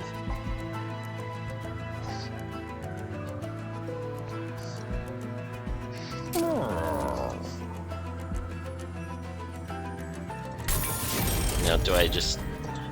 I don't think I want to make it large. This is what I meant to do. I think maybe I just give it the health. Do I want to reroll? Like, what am I hoping to see? Am I hoping to see a multi-strike, or... I think I filled all my slots on it. There's nothing really to hope for here. Like, this keeps the box... I guess the box can get... and the champion are not very tanky. This is kind of expensive, but maybe I do it anyway. I don't think it's worth scouting the reroll. I think it's just not really doing anything.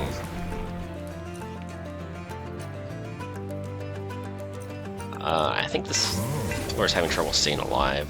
I think keeping that floor alive a little longer might be the best I can hope to do with that.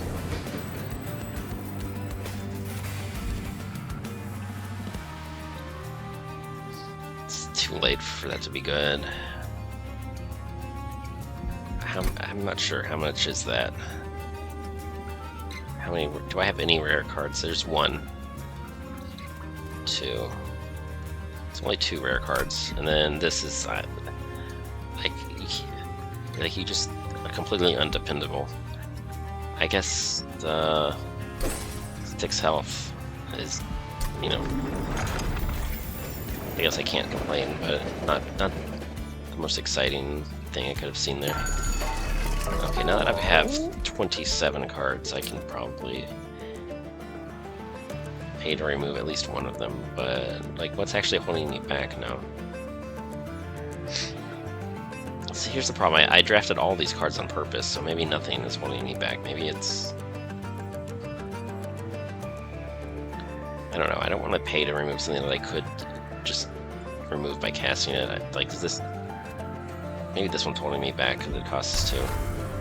Even though I drafted that as well, I don't know.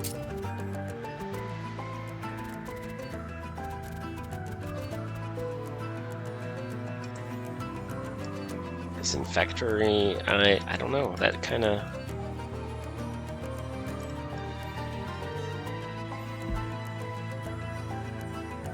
I mean, now I have 1 more energy to work with, I can actually sort of play it sometimes. I mean, the Lunacy's not super great either. I feel like I should remove something, the death cap isn't super great. I don't know, this one with Endless might have been sort of an okay thing to have, but I don't really need it. I think the Puffball with Endless is way, way better. So it's just...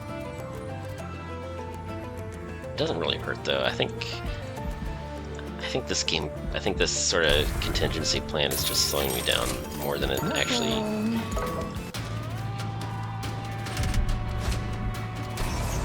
does anything. Okay, Mark of Invasion, that's what it's called. I blanked out on the name of that. I was talking about it at some point earlier in the run, but I couldn't remember what it was called.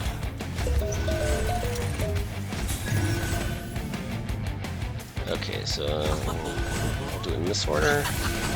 I want this. If any of them one is going to take hits, then I think the one that with 41 health is probably better than the one with regeneration. But it's whatever. It's kind of similar. Oh, That's right. I just took this energy relic, so I can actually. Yeah, that energy relic should have been a pretty good power spike here. I can actually. I don't know if I want to do this turn though. I think it's.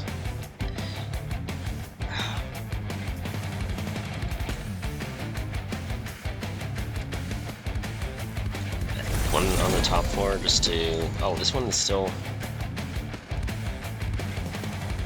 Really? That one's surviving. How is it surviving? Is it front to back? Like, if it is...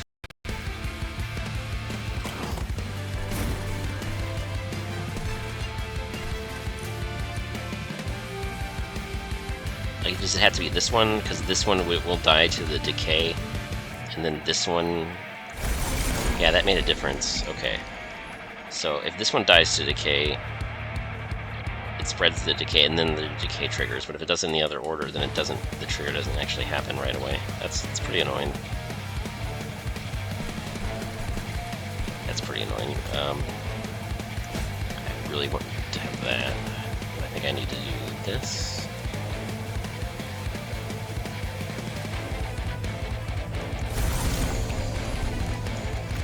I want this. I could have dazed something, but I don't know if that...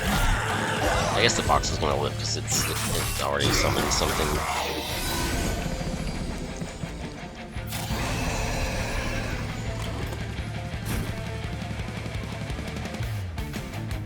Let's not play that until I actually calculate a couple things here, see if we actually...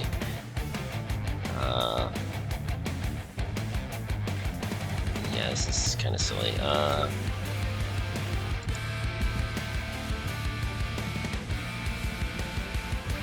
want to have stealth on this floor? I don't think so. I think I'm just trying to survive the market invasion. So let's do that. This, I don't know. That one's gonna. It's not gonna hit the Pyre room. That's the main thing. So okay. Now what?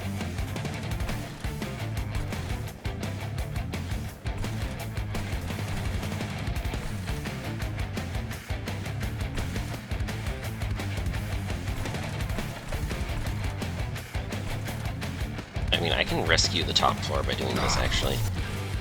It's actually not crazy. Then I can do something like this.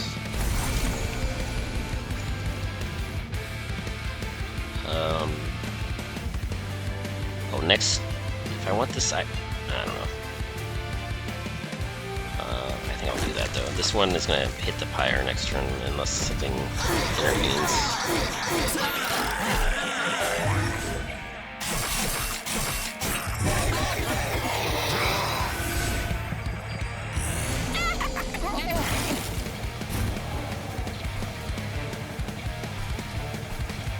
This one's gonna slap my Pyre, and I don't love it. This unit could survive for one turn by itself, which is... I guess that's a justifiable use here.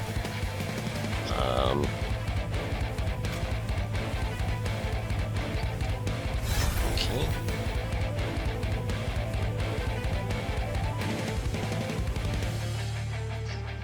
Now the coat. This one, I think this one just dies too fast, and so it doesn't really... I don't think I can play it like that. Maybe I do this, or that. I don't think I can save this one, so maybe I don't try. I need to apply some decay or else I don't even get the ball rolling. Yeah, next turn kind of looks iffy.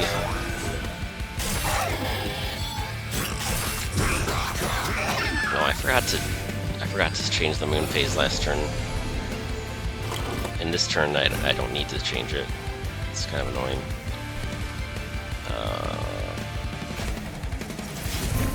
Yeah, okay, now what? This. Oh, bottom floor is looking pretty bad. Oh, perma-stealth, there we go.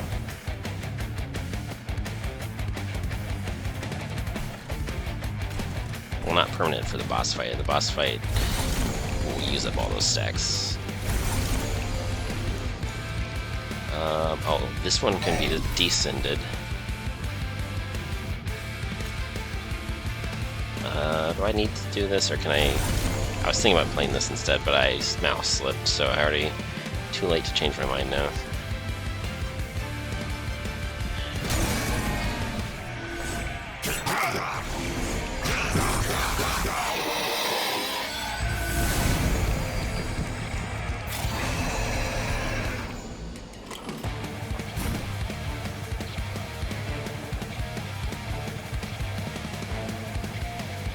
I guess I can play this now. I think... Oh, that one's ephemeral, so that one...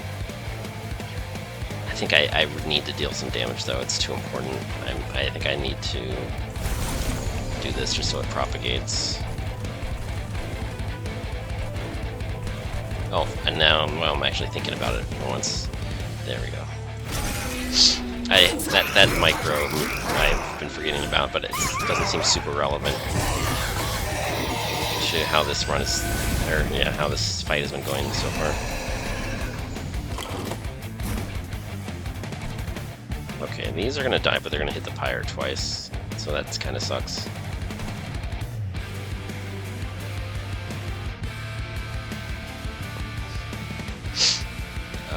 Oh, I have perma-stealth, so I actually can do this, but I don't want this to gain even more stealth. I want... Well, I don't... These... It doesn't really matter. For the boss wave, these aren't actually doing a whole lot during the boss fight. I guess I would like to gain some regeneration, but I don't even know what I'm doing anymore.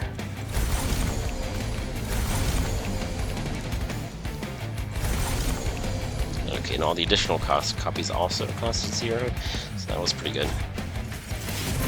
Yeah, okay.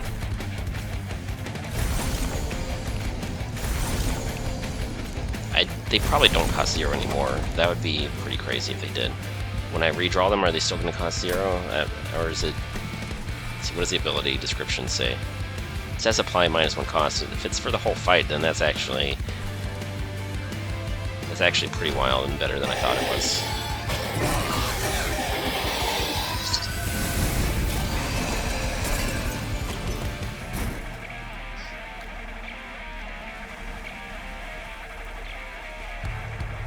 So where does this even go if I'm trying to keep my things alive? Or do I just cast this first and...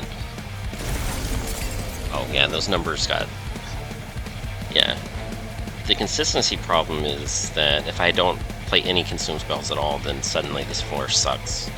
So that's a little scary to think about, but if you play even one spell, suddenly you're online, and it's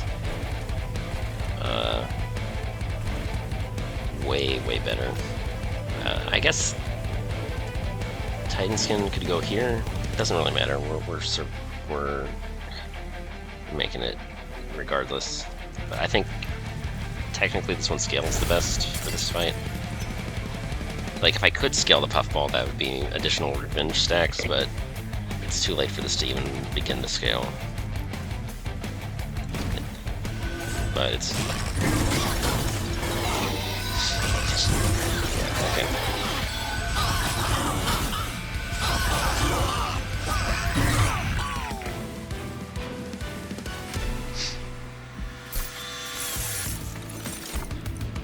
Okay, we're doing alright. So we're down to 24 cards again. I thought we had, I don't know, I guess I just removed some stuff. Cover of Night. I could take yet another Cover of Night. I think we just learned that this is actually pretty good. I don't think we can take any more grow rooms. I think that's... Well, maybe we can. We have 2. We're not going to get any more rooms at all in the entire run. I guess we can...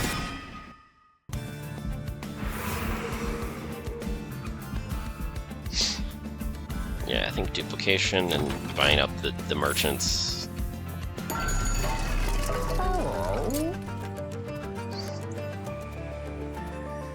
Which one gets the double stack?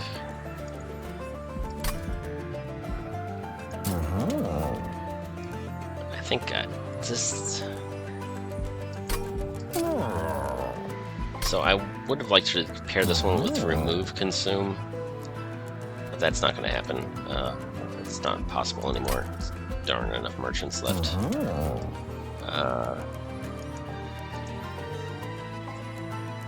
That's kind of a stupid luxury upgrade. It doesn't really matter. I mean, it could be a 0 cost that just triggers the etch on the bottom floor, and that's fine. How about this? I think this one still does things. I think I leave that alone.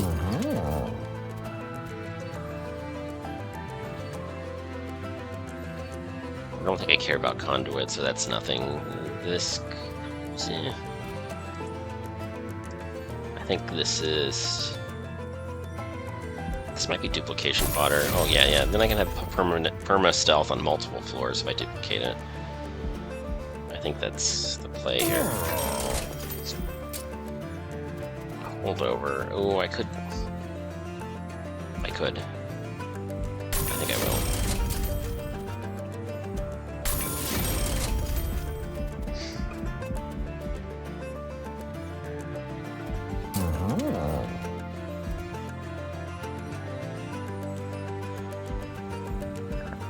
Let's just go crazy. I probably should have scouted the merchant store before I went too crazy. But, I mean, that's all stuff I was probably going to do no matter what. This is pretty good, I think. Yeah, this is pretty good. Yeah, okay.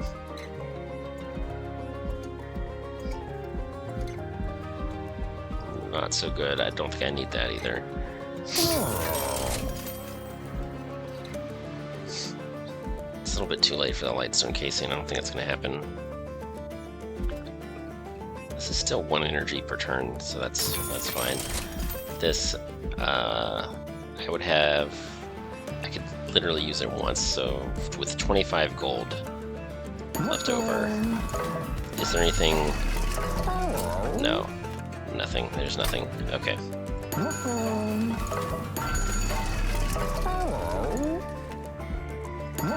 Okay, I can pay to purge a card, that's it right now. This one's duplicated. The Titan fight will go a lot better with that. I just need to line those up with my grow rooms, and then everybody's perma-stealthed.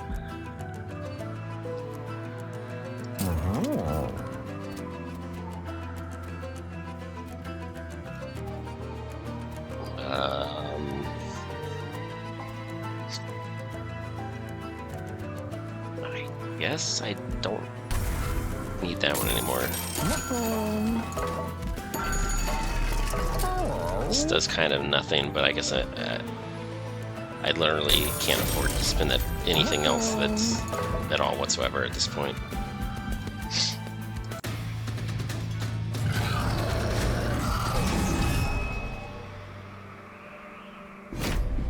Okay, I have some frontliners with endless, and then I should also have perma-stealth on most of my stuff, so I don't think the Seraph in particular is super dangerous to what I've got going here.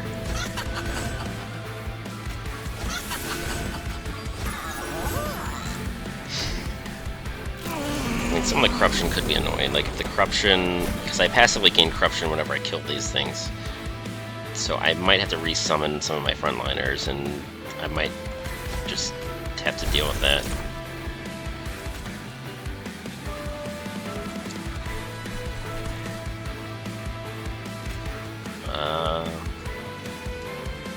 Question is, do I want to? No, I don't. I think I'm gonna just do this, probably. Oh, I've already got a grow room here. I think the grow rooms are the most important. This is kind of... I think this is important too. The ephemeral one is less important.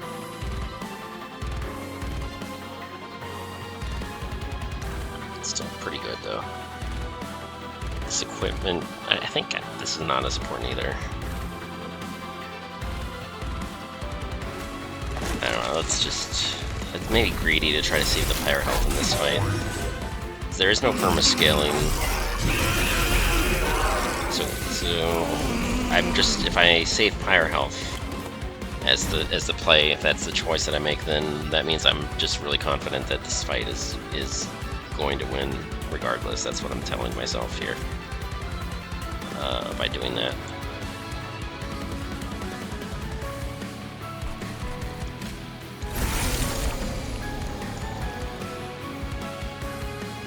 Is this unit already going to die from corruption? Is there any way to regenerate it back? I'm not sure. I mean, I've got a couple turns, but I don't have forever at all. I don't think it's going to be too bad regardless. I think we're okay.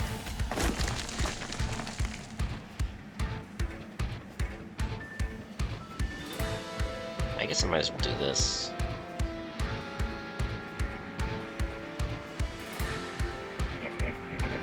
Yeah, let's see, why not? Let's just do that. Maybe the top floor would have been better. Nah, let's just kill the Seraph. We're not doing any perma-scaling, so if we get a flying kill, then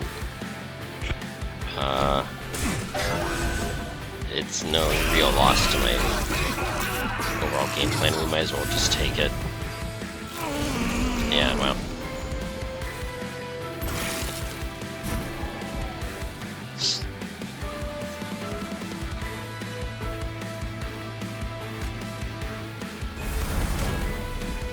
Okay, let's... was there... I guess nothing really matters right now. Oh, I should have played this, actually. I've already used undos, so I'm not getting the achievement for this run anyway. I think there's really... I should just do that to start with no matter what, and then the rest I can figure out later. So I don't get to play this, but...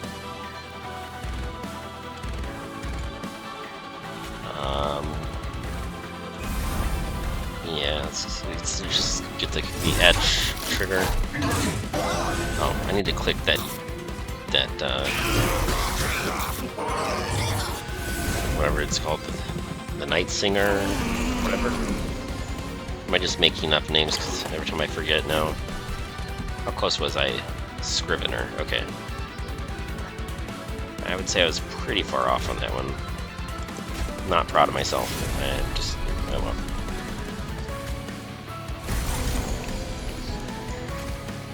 Oh, I played this in the wrong order. This one is not going to get to daze anything, but that's okay.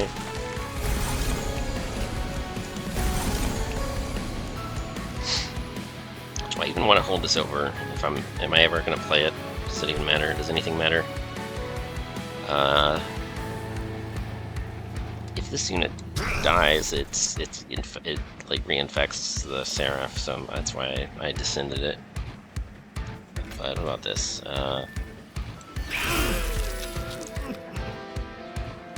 Yeah, the Titan skin wasn't enough. Oh well. Doesn't really matter.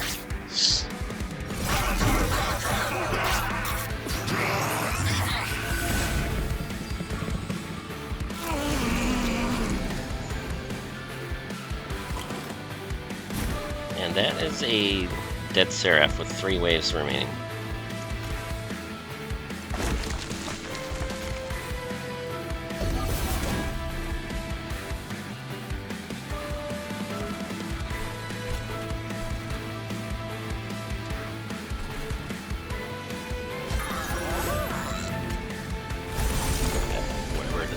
None of this matters right now. Let's just click on things if I feel like it. Oh, this nothing. The bottom floor doesn't even enter combat. It just stops calculating right there. Okay.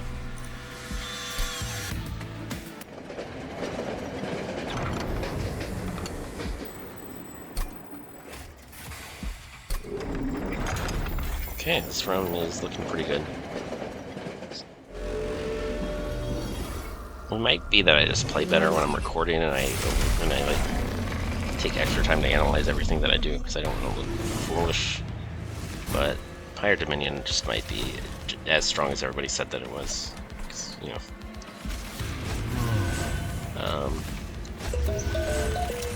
people say that it's strong, and I don't know, a lot of times people do know what they're talking about. I might just play this one on the middle floor. And I just don't, I want to have have floors that are not empty. Okay, I've already got to make some decisions here. I think this one really wants to be a grow room. This one's going to be doing the most combat, I think. What's my plan for keeping things alive? Is the ritual tome even going to do anything for anybody at all?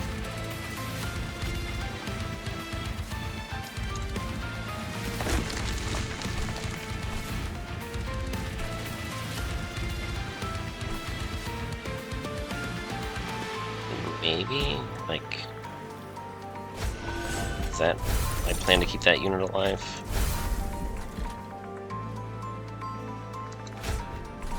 I don't know.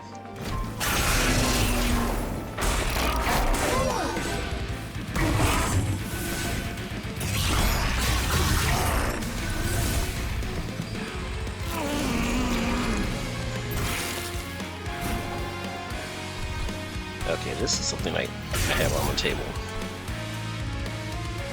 I don't know if I have to play this. If I can daze that one every turn, not quite every turn, because I can't manipulate the phase every turn.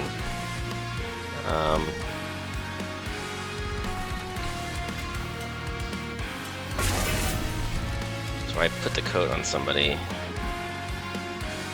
I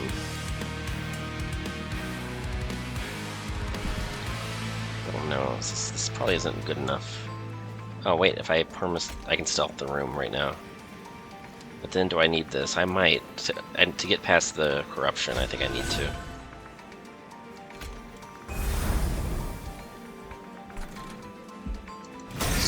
I don't know, this might be one of those annoying ones where I had to restart the fight. It's like something like it might be winnable, but I could easily screw it up. But sometimes I think it's winnable, but it isn't. That's how... Sometimes I restarted several times on Monster Train 1 just to discover that I was not doing anywhere nearly as good as I thought that I was. Oh. This floor needs a little help surviving. So I did it I did that instead. Yeah, this one's a grow room. This one... We also want a grow room here, I guess. Oh, this one is not spell chain, so I only get to play it once if I play it here. It's okay, I think I have to do this. Like, I need these waves to be dealt with. Okay.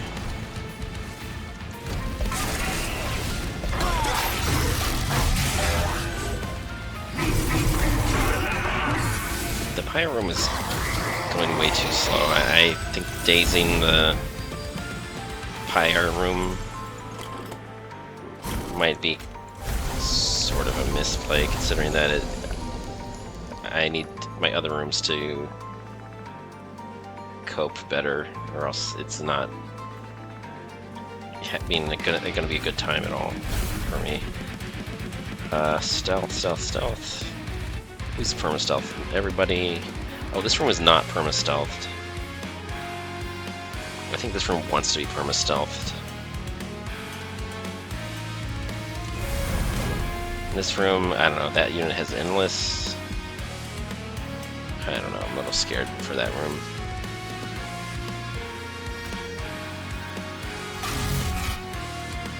No, that Titan's already getting wrecked.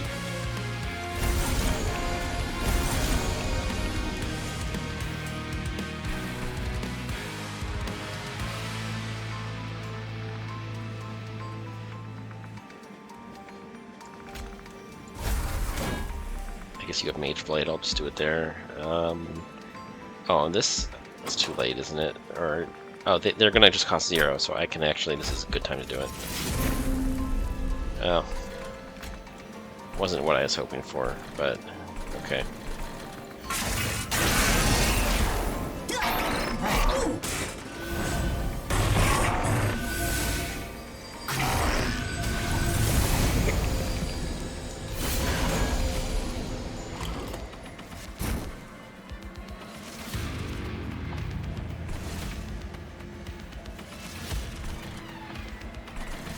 let's just... This room's gonna be empty soon, so I need to do that. I want to play those, I guess.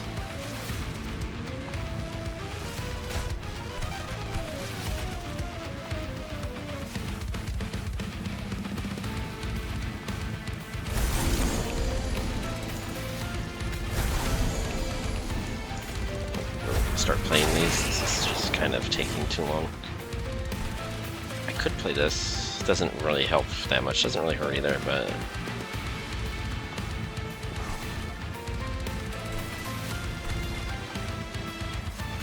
I think I just want to have more of these in my deck. So I need to... I don't know, where's the tempo problem? This one's a little bit behind, but this one's way behind. I don't know. I think I would still like to have more of those.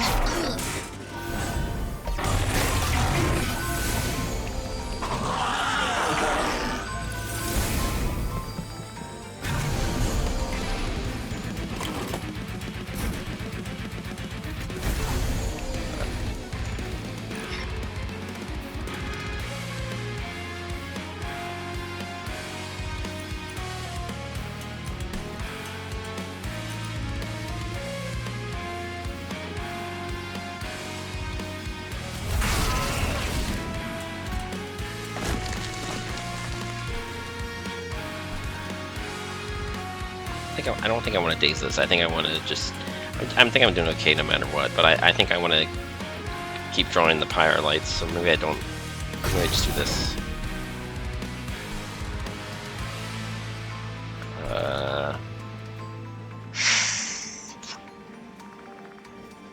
This kind of sucks. I think I can only save it for... Oh, it's going to die from corruption anyway, so that room is just lost. This does nothing really. I guess I don't want to draw this anymore though. I think I just get rid of it probably.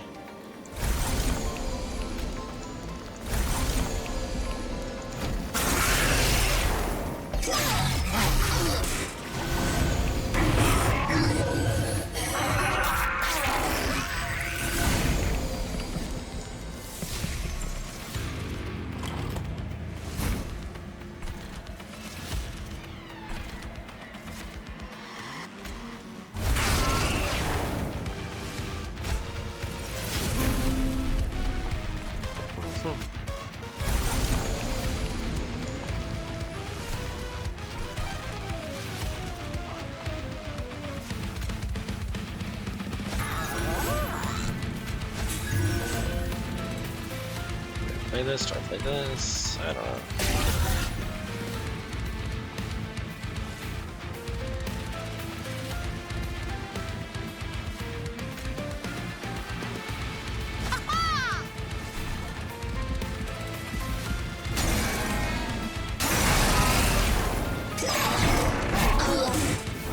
Yeah, the bottleneck is the higher room. I should have known. Or is it? Oh, it's gonna be close.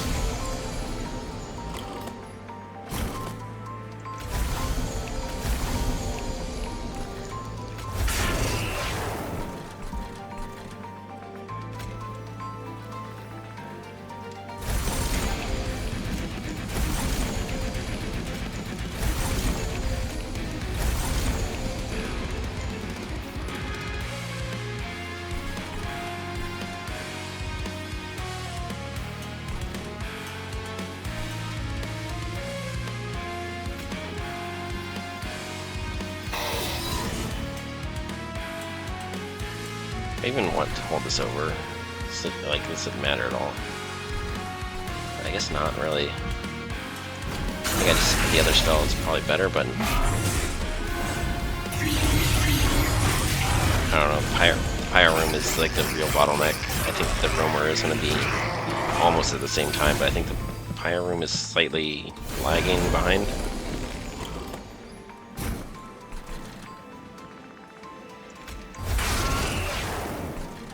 Yeah, the Pyre room is the bottleneck.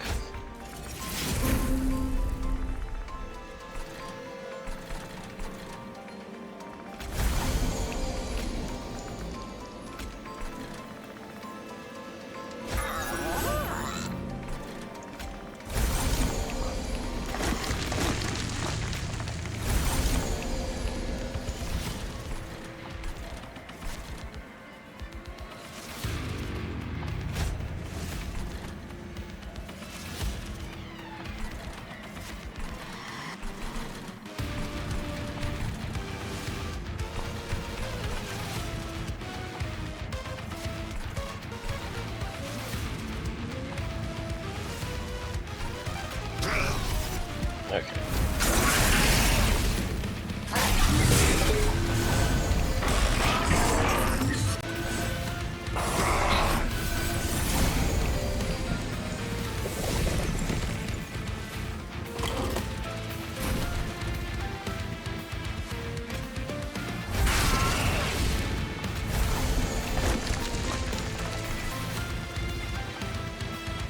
Still not solved yet, huh?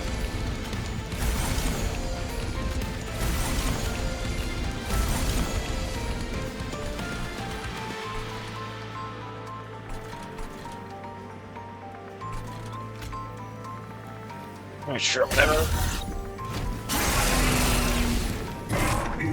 Okay, I think I cast this and then in turn. We're finally there, maybe?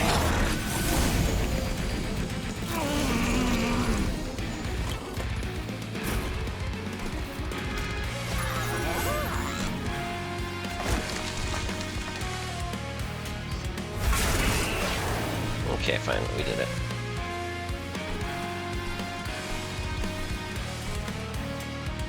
Oh, I guess I could have done this a long time ago. That's what I should have done this a long time ago. It's okay. It's a lot more effective on the floor with the bottom floor with all those triggers.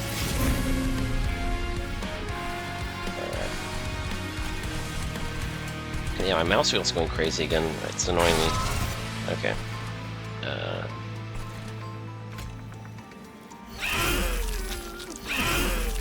No, he's got some corruption stacks. It doesn't matter. That eventually would have been a serious problem, but it's that would have been a threat to these units. I guess I could have kept resummoning the endless ones in front to prevent that, but it's too little, too late. Okay. Yeah, Pyre of Dominion is basically cheating. Like my opinion.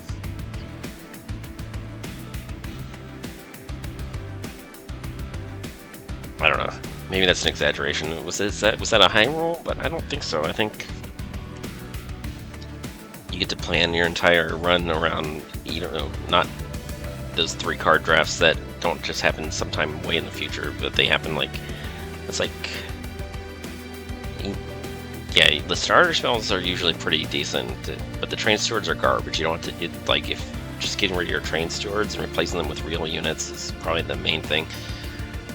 But also just being able to plan your path around not just stuff that you hope you get in the next 3 rings, but stuff that you've already gotten, and then you still have a chance to see more good stuff later. It's just really good. I mean, if they... It would be a lot more double-edged if you had to keep your train stewards and it still got rid of your starter spells. So I don't know. Maybe do they need to nerf it? I'm not sure. I mean, if they nerfed it, it could very quickly just become inconsistent at best. But the fact that you don't have train stewards anymore, and you get all this, you get to start planning your run right away. It's like, how often do you low roll so bad that this is like nothing? But then if you give it just, yeah, those low rolls just basically won't happen, because if they were, I mean, if you did low roll really badly, well, that's just some low rolls that are out of the way, and you would have needed to roll something good eventually anyway, and getting the low rolls out of the way is probably still a net positive, but I don't know. I think for the most part, like every once in a while you get a low roll and you have to skip, but usually your very early rolls, almost everything is justifiable, as I could try to build around it later, and some things are better than others for that. But it's probably, I mean, it feels like it should be, oh no, the RNG, what if they gives me bad cards, but it's still like, are they worse than train stewards? Like, hell no. Just take whatever the best card is that maybe you thought it was a bad card, but you know, it's still a better plan than not trying to build around anything at all. So I don't know, am I gonna, I mean, if I win with the new Pyre, do I just keep running it back until I lose, like I did with Pyre of Savagery. I mean, that's a concept that I could maybe consider indulging in. Um, like, is this just yeah, sure. This is the first time I've used this Pyre and I won, but does this mean that am I counting the win streak and pushing it as far as I can go, or is just the one win, just the one win? I don't know. I mean, I only got like three, or was it four? How many did I think maybe I won four in a row with the Pyre of Savagery. It definitely wasn't five, but it's surprising that this is the first time I've won with Grow Room. I thought I've gotten it before. I must have lost, though. That's interesting. Um, I don't know. If I do have another winning run with this Pyre, I'll probably hop on and record the ending at the very least. But I decided to record this full run because I wanted to, like, the most exciting thing is right at the very beginning, like what were the random starters that I got. And I wanted to catch my reaction. Like, is this Pyre? I've heard that it's really strong. Is it as strong as people say that it is? I think maybe, probably. I don't think I got super lucky. I mean, I think like you immediately get to choose two pairs of starter units, then they replace your stupid train stewards. I mean, that's just uh, in everything that you draft. You also get to draft two pairs of spells, and that you'll be drawing very consistently because you don't have starter cards. I mean, not that starter cards are bad; they're actually a lot better than they used to be. But it's still, I mean, you have so much control over your deck. It's kind of ridiculous.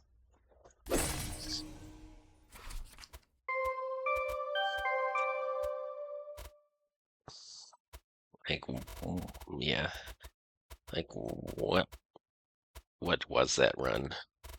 Like, can you even tell me what that run was? I mean, that was Pyre of Dominion. That's what that run was.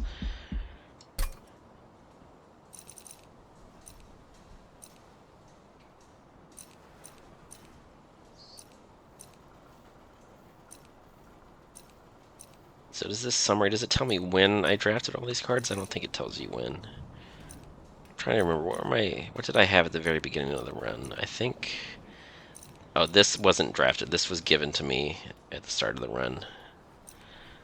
Um, I think the astrologer was the ×1.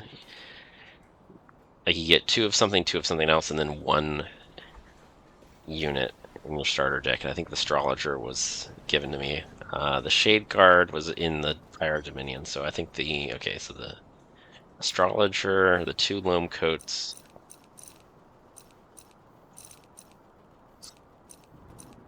and I think two of my cover of night cards were also the random cards you get at the start of the run that are not from the Pyre of Dominion, like the ones that you usually get. So the cover, yeah, I'm trying to remember, but I already recorded it, so why am I trying to remember? It doesn't matter. Okay. Is there a point here?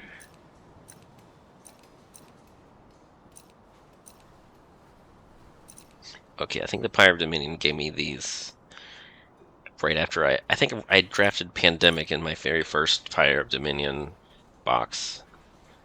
Because or maybe it was the other way around. No, yeah, I think I wouldn't have gotten the Moral Mistress unless I was pretty certain. I think I did Pandemic first because there was a Merchant of Magic, and I thought maybe with Merchant of Magic this would be pretty good.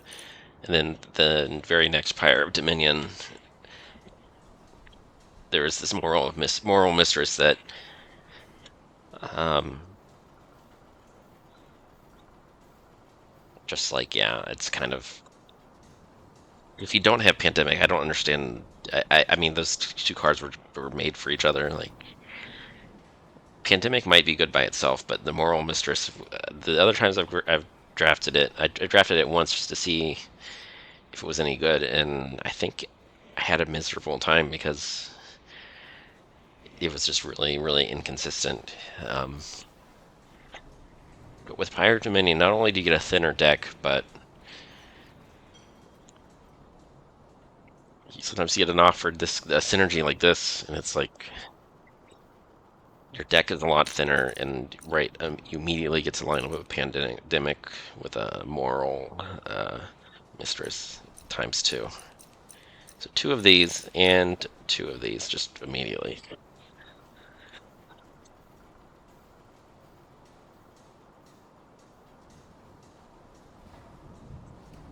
So yeah, I think Pyre of Dominion has a pretty high ceiling, and I think it really, really rewards you like stopping to be very, very methodical about what do you don't want to just snap pick off the tier list. You want to think very hard about your first one, and then your second one you want to think very hard about what you already have, and uh, then start actually building your synergy from there. Like this is usually a pretty good card, but it didn't really do all that much. I think uh,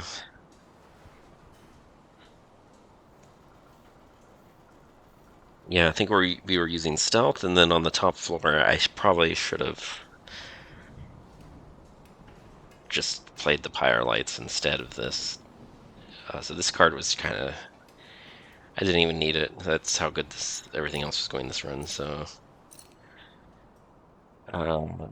yeah, double stack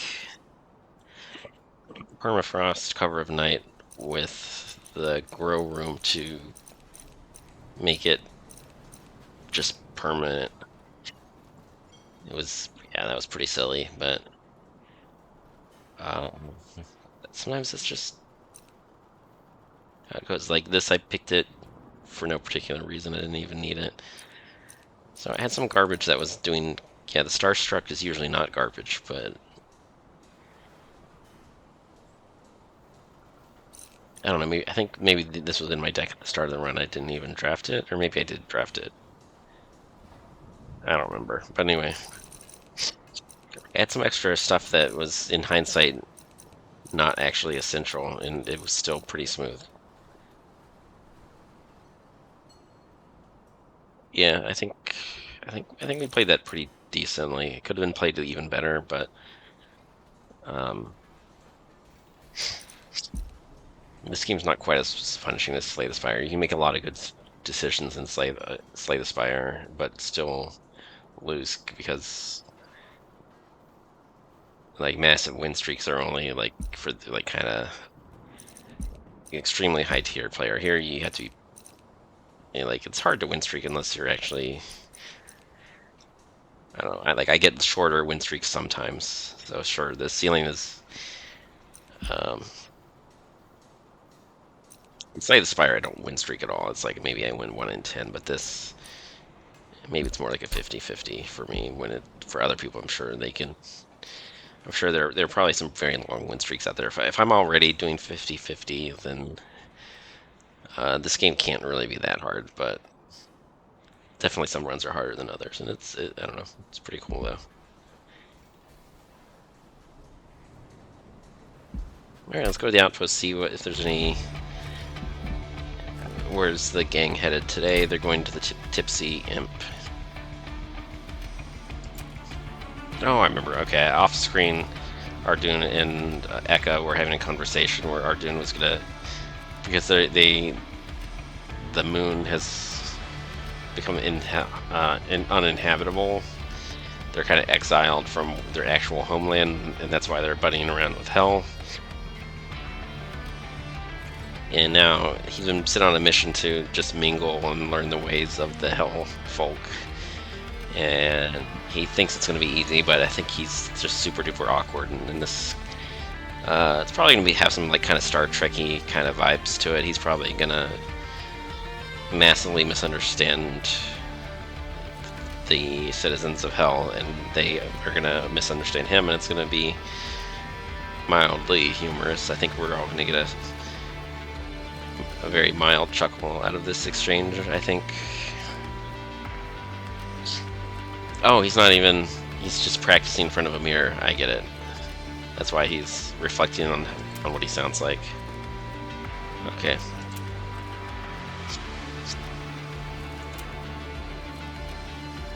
Okay, see,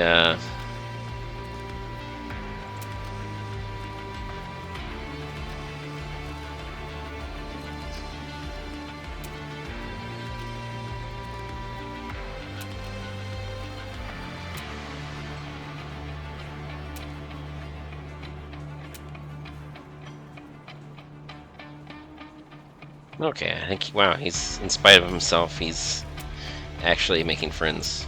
Okay.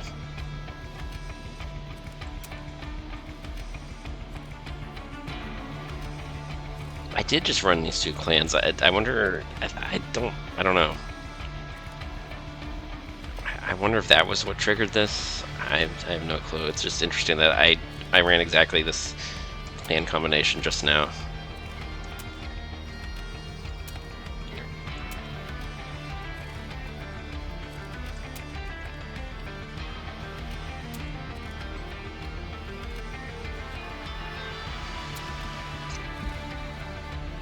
Wow. Good to know that he might accidentally step on one of them, but they'll grow back. That's their other combat advantage, honestly.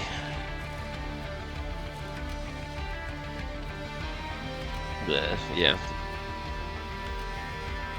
Easily struck down, but they have the tenacity to grow back. Alright. Pretty cool run. I don't know. Do I just keep using that Pyre until I lose? Because I will lose eventually. Like, it's very unlikely that I'll do more than 5 in a row. I think so. Maybe that's my new thing. I just try a new Pyre heart and keep using it until I lose.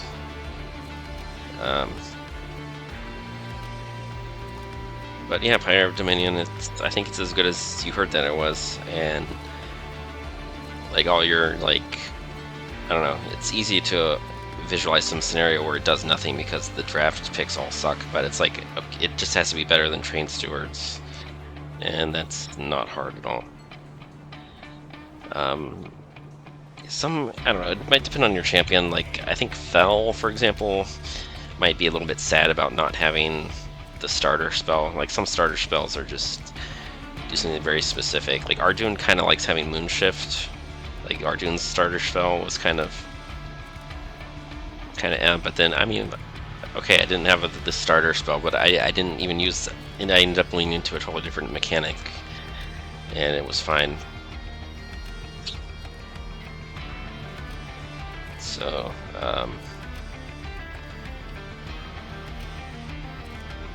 yeah, I think you just very early on you get to know exactly what kind of run you're doing, and you get to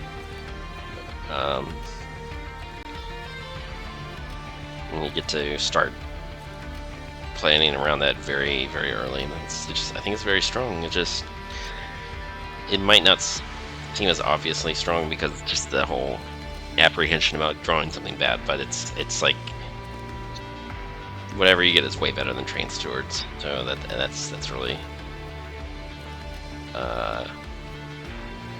it's the TLDR about it.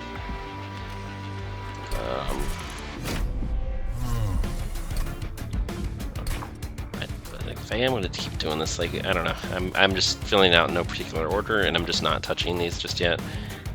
I don't know how far I'm going to go before I start playing these, but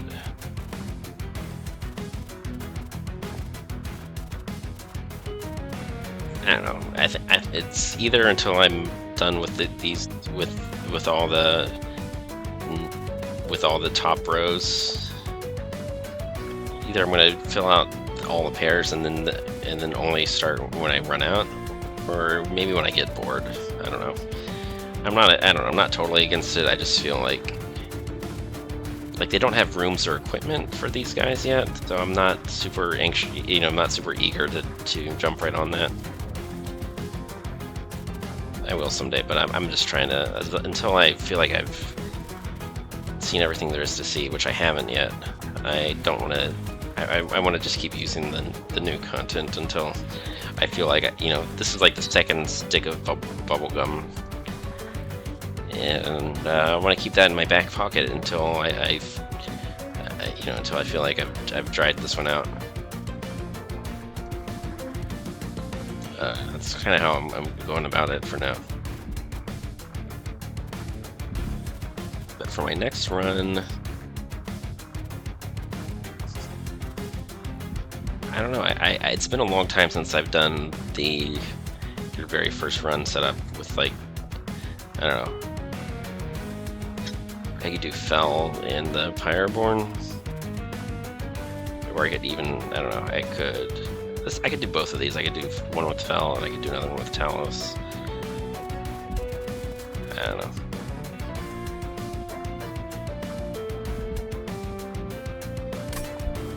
I don't know. Yeah, sure. Let's do that.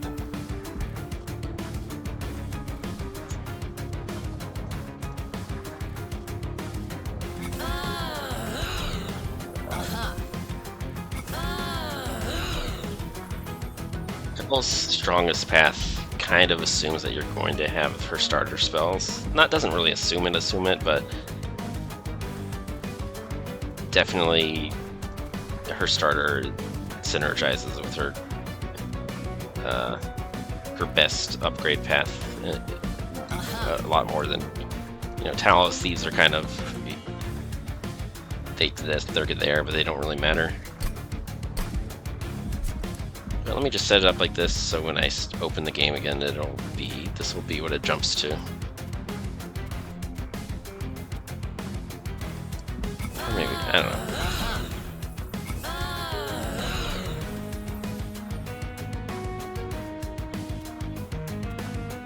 I don't know, if you get some other source of shifts, and you like slap holdover on it, you can sort of, it's just not the most consistent thing in the world. I don't know.